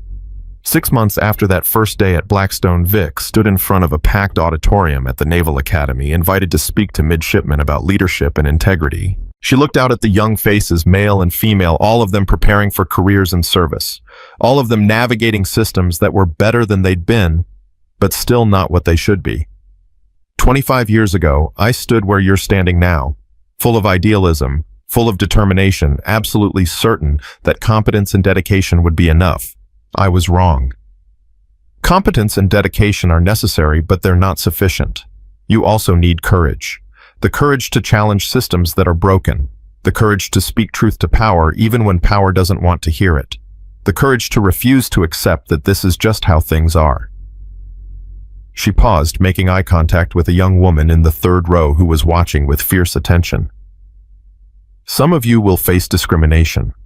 Some of you will be told you don't belong, that you can't handle it, that you should accept limitations others place on you. When that happens, you have a choice. You can accept those limitations, or you can prove them wrong so thoroughly, so undeniably, that they can never make those assumptions about the people who come after you. After the speech, the young woman from the third row approached. Ma'am, I'm Midshipman Brennan, Jessica Brennan. I heard about what you did with the contractor reforms. I wanted to thank you. My mom was Army pushed out after reporting harassment. She never got justice. But watching what you accomplished, seeing someone actually hold people accountable, it gave her hope. Gave me hope. So thank you. Vic felt tears threaten for the first time in months. What's your specialty? Aviation. I want to fly combat missions. Be the first woman to make carrier landings under fire. My instructors say I'm not aggressive enough. They say women don't have the right temperament for combat aviation. And what do you say? Jessica smiled. I say they haven't seen what I can do yet, but they will. Good. And when they try to hold you back, when they try to tell you that you can't remember that 30 years of people told me the same thing, I'm still here, they're not. Stubbornness is a tactical advantage, midshipman. Use it. That night, Vic sat in her apartment reviewing files for the next phase of the Cultural Transformation Project. Hundreds of cases to investigate, thousands of policies to reform, decades of institutional inertia to overcome. It should have felt overwhelming. Instead, it felt like purpose. Her phone rang. Catherine Chen. Vic, I just got the final audit results from all 14 contractors. Want to hear the numbers? Hit me. 83% reduction in credential fraud, 71% increase in female contractor employment, 94% improvement in qualification verification processes, and client satisfaction ratings are up across the board. We did it, Vic. We actually changed the industry. We started changing it. There's still work to do. There's always work to do, but tonight, just for tonight, can we celebrate the fact that we won? That we took on billion-dollar companies and entrenched corruption and senators who wanted us silenced, and we won. Vic smiled. Yeah, tonight we can celebrate. She hung up, poured herself a small glass of whiskey, and raised it toward the window. To everyone who said it couldn't be done, you were wrong. 3 months later, Vic was conducting an audit at a facility in San Diego when she encountered someone unexpected. Jake, the young operations specialist from that first day at Blackstone. He was working as an instructor now, teaching new contractors about ethical practices and credential verification. Chief Brennan, I wasn't sure you'd remember me. I remember everyone from that day, Jake. I wanted to apologize for how we treated you, for the comments, for assuming you weren't qualified. It was wrong. And I've spent the past 9 months trying to make sure I never treat anyone that way again. That's all anyone can do. Recognize the mistake and choose to be better. I'm teaching now, ethics and compliance. I tell every class about you, about how a 52-year-old woman walked into our facility and exposed everything that was wrong with how we operated, about how we dismissed you based on age and gender and were absolutely wrong. I use you as an example of why assumptions are dangerous and why competence doesn't look like we expect it to. Vic felt something shift in her chest. This was what victory looked like. Not just policy changes and reformed regulations. Changed minds, changed behaviors, changed culture. Keep teaching Jake. The next generation needs to learn these lessons before they make the same mistakes we did.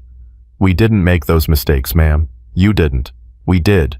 People like me who thought we knew better but didn't actually know anything. And then teach them what you learned. That's how systems change. One instructor, one classroom, one student at a time. A year after the Senate vote, Vic testified again. This time before the House Armed Services Committee, presenting comprehensive data on cultural transformation across the defense industry. The numbers told the story. Discrimination complaints down 68%. Female employment up 53%. Credential fraud down 81%. Contractor performance ratings at all-time highs. But the real story was in the faces. Amanda Reeves, now running a security team in Kabul. Sarah Kim, training the next generation of combat pilots. Catherine Chen, appointed as DoD's Chief Compliance Officer. Martinez, leading the FBI's Contractor Fraud Task Force.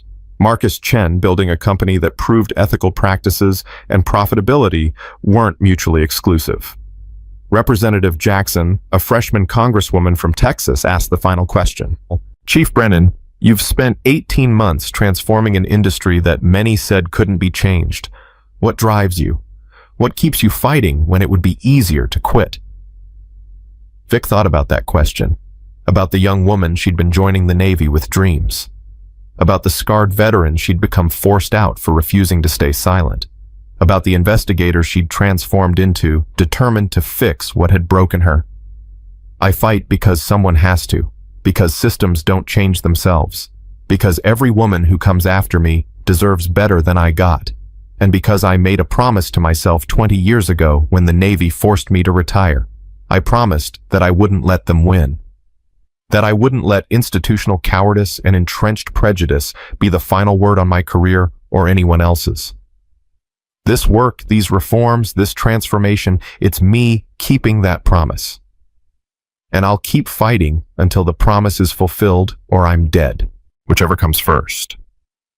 The room was silent. Then Jackson nodded slowly. Thank you, Chief, for your service, for your courage, and for refusing to quit even when quitting would have been justified. 2 years after assembling that Mech-13 sniper rifle in under 3 minutes, Vic received an invitation to the Naval Special Warfare Command change of command ceremony. The new commander wanted her there personally. She attended in civilian clothes, standing in the back watching as leadership transitioned. When the ceremony concluded, the new commander approached her directly. Chief Brennan, I'm Commander Rachel Torres. I'm the first woman to command a SEAL team. That happened because of reforms you influenced, because of doors you forced open, because of battles you fought, when nobody was watching and nobody cared except the people you were protecting. I wanted to thank you personally. Vic looked at this woman, this SEAL commander, this symbol of change that had seemed impossible just years ago. You earned this command, Commander, your qualifications, your service, your leadership. Don't give me credit for what you achieved. I earned it, but you made it possible for the Navy to recognize what I'd earned. There's a difference. Torres extended her hand. The door was locked. You kicked it down. Now it's my job to make sure it stays open for everyone coming behind me. They shook hands, and Vic felt something she hadn't felt in years. Closure. The sense that the battles she'd fought had meant something beyond her own career, beyond her own vindication. She'd changed the system that had broken her, and in doing so she'd made sure it couldn't break the people coming next. That night, Vic sat in her apartment, now permanent instead of temporary, reviewing the next quarter's agenda. More audits, more reforms, more institutions, resisting change that needed to be forced on them anyway. Her phone rang. Unknown number. She almost didn't answer, but something made her pick up. Chief Brennan? Chief, this is Midshipman Jessica Brennan. We met at the Naval Academy last year. I remember. How's flight school? Challenging, intense, exactly what I hoped it would be. Jessica paused. I called because I wanted you to know I got my first carrier landing qualified yesterday. My instructors said I was too cautious, too uncertain. I proved them wrong. Vic smiled. Congratulations. That's not an easy qualification to earn. No, it's not. But you taught me something important that day we met. You taught me that being underestimated is a tactical advantage. That people who dismiss you give you the element of surprise. That proving someone wrong is sometimes more satisfying than being right from the start. That's a hard-learned lesson. I'm still learning it, but I'm learning. Jessica's voice strengthened. I wanted to call and tell you that I'm not quitting. No matter how hard they make it, no matter how many times they question whether I belong, I'm not quitting. Because you didn't quit. And if you could fight for 20 years against a system that didn't want you, I can handle flight school instructors who think women can't fly. You're going to be an exceptional pilot, Jessica. Don't let anyone make you doubt that. After she hung up, Vic sat in the quiet apartment feeling the weight of legacy. Not the legacy of medals she couldn't wear or commendations she couldn't discuss. The legacy of changed minds and open doors and women who would never know her name but would benefit from battles she'd fought. That was enough. More than enough. She thought about that first day at Blackstone, walking into a facility designed to reject her carrying credentials that should have been sufficient but weren't, because the system valued conformity over competence. She thought about Marcus and Chad, and Jake smirking at the old woman who thought she could teach them anything. She thought about the MK-13 sniper rifle disassembled on the table, the challenge designed to expose her inadequacy. And she thought about the moment everything changed. The moment her hands found the components, and muscle memory took over, and 3 young men realized they'd catastrophically underestimated the woman standing in front of them. I only need 3 minutes, she'd said. She'd needed 3 minutes to assemble the rifle. She'd needed 18 months to dismantle an industry's corruption. She'd needed 2 years to force institutional transformation. And she'd needed every single second of 25 years of service sacrifice and stubborn refusal to quit to be ready for the moment when it all mattered. They'd jeered at her body, dismissed her age, assumed her incompetence. And she'd proven them wrong so thoroughly, so completely, so undeniably, that they had no choice but to change or be destroyed. Some chose change, some chose destruction. Either way, the system transformed. Victoria Brennan stood at her window looking out at the lights of Washington, D.C., at the buildings where policies were made and futures were decided, at the infrastructure of power she'd forced to acknowledge her existence. She'd been told she couldn't. She'd been told she shouldn't. She'd been told to accept limitations, to know her place, to be grateful for whatever scraps the system decided to throw her. Instead, she'd taken that MK-13 sniper rifle, assembled it in under 3 minutes, and used it as a weapon, not against enemies abroad, but against corruption at home. And she'd won. Not because she was stronger, though she was strong. Not because she was smarter, though she was smart. But because she was more stubborn than the system was entrenched, more determined than the resistance was powerful, more committed to justice than her enemies were to preserving injustice. 25 years after joining the Navy, 4 years after forced retirement, 18 months after walking into Blackstone Security Solutions for an evaluation designed to humiliate her, Victoria Brennan had done what they said couldn't be done. She'd changed the world by refusing to accept it as it was. And every woman who came after her, every qualified veteran who got opportunities she'd been denied, every midshipman who pursued dreams without arbitrary limitations, every system that had to reform because someone finally forced it to all of them, were proof that one person with a rifle, a conscience, and absolute refusal to quit could actually make a difference. They'd mocked her age. They'd dismissed her gender. They'd underestimated everything about her. And she'd made them regret every single assumption. That was victory. That was justice. That was legacy. And it was only the beginning.